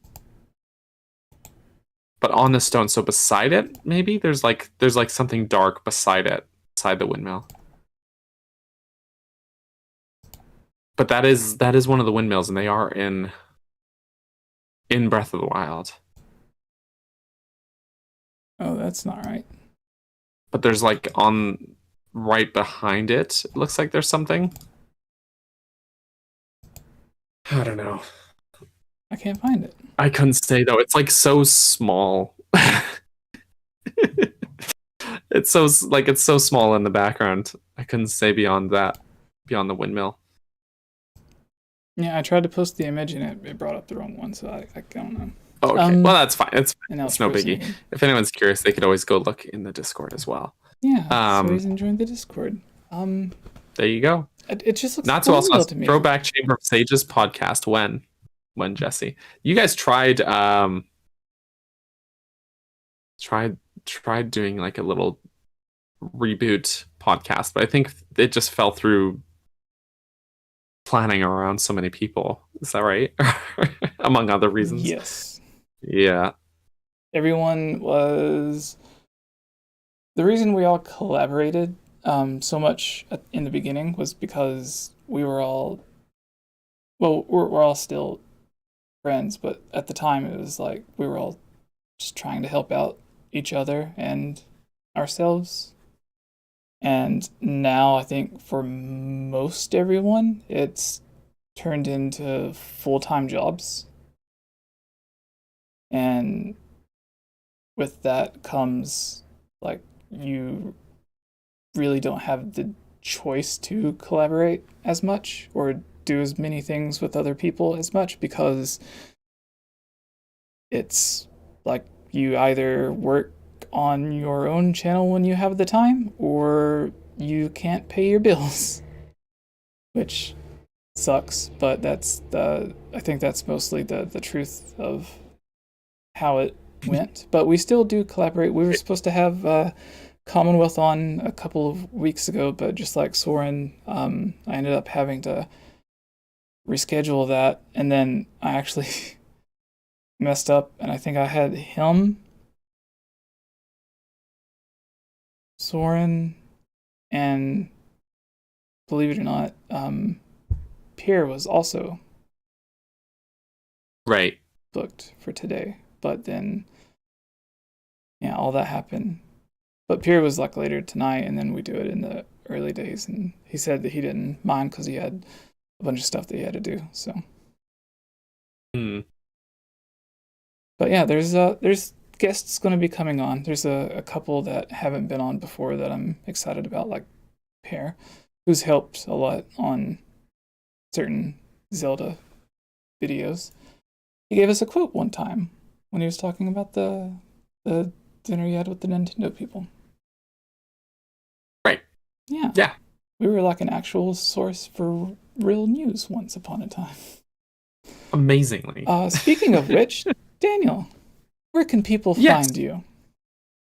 How are you? Well, I'm good. If they were so inclined and they wanted to watch some Zelda videos or Zelda streams or join the Church of Greg. Or the Church of Greg, yeah. Everything is at 𝗏𝗵𝗃, that's 𝗏𝗵𝗃𝗃𝗃𝗃𝗃𝗃𝗃𝗃𝗃𝗃𝗃𝗃𝗃𝗃𝗃𝗃𝗃𝗃. All the links are in the description down below if you want to go and hang out. And I mostly do videos focusing on dissecting and analyzing level design or dungeons in Zelda, but I've got a few other videos, like a theory video that went up a couple weeks ago. And sorry, my phone is going off here. Just get rid of that. and other things. So yeah, just every Wednesday. So tomorrow we stream Zelda. Every Saturday night I do other games. Lately it's been Splatoon, because I really like Splatoon. And then stay tuned for Zelda analysis, mostly analysis videos on dungeons. That's me. But Jesse, what about you? Who are you? What do you do? Why does it matter? Well, exciting news. I'm getting a new phone because my old one broke. Finally. Oh. More exciting. I've been working on a couple of videos where I haven't posted in a while. I've got a few that I kind of went back and forth on that should be posted like one day after the other, or maybe I'll just separate them by like every other day. I don't really know. But everyone who has been really amazing on the comments of the translation videos that a bunch of people helped me on, you can look forward to some more interesting stuff as well. And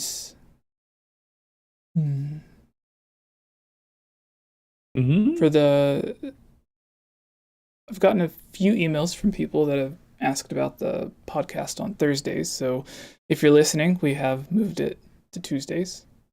Right. Usually 1:30 p.m. Eastern, 10:30 Pacific. Honestly, it's more like 10:45 and 1:45. But yeah, there's not really much else to say. Everything's in the description. Thank you all for coming. Please have a safe trip home. Happy Halloween. Love you.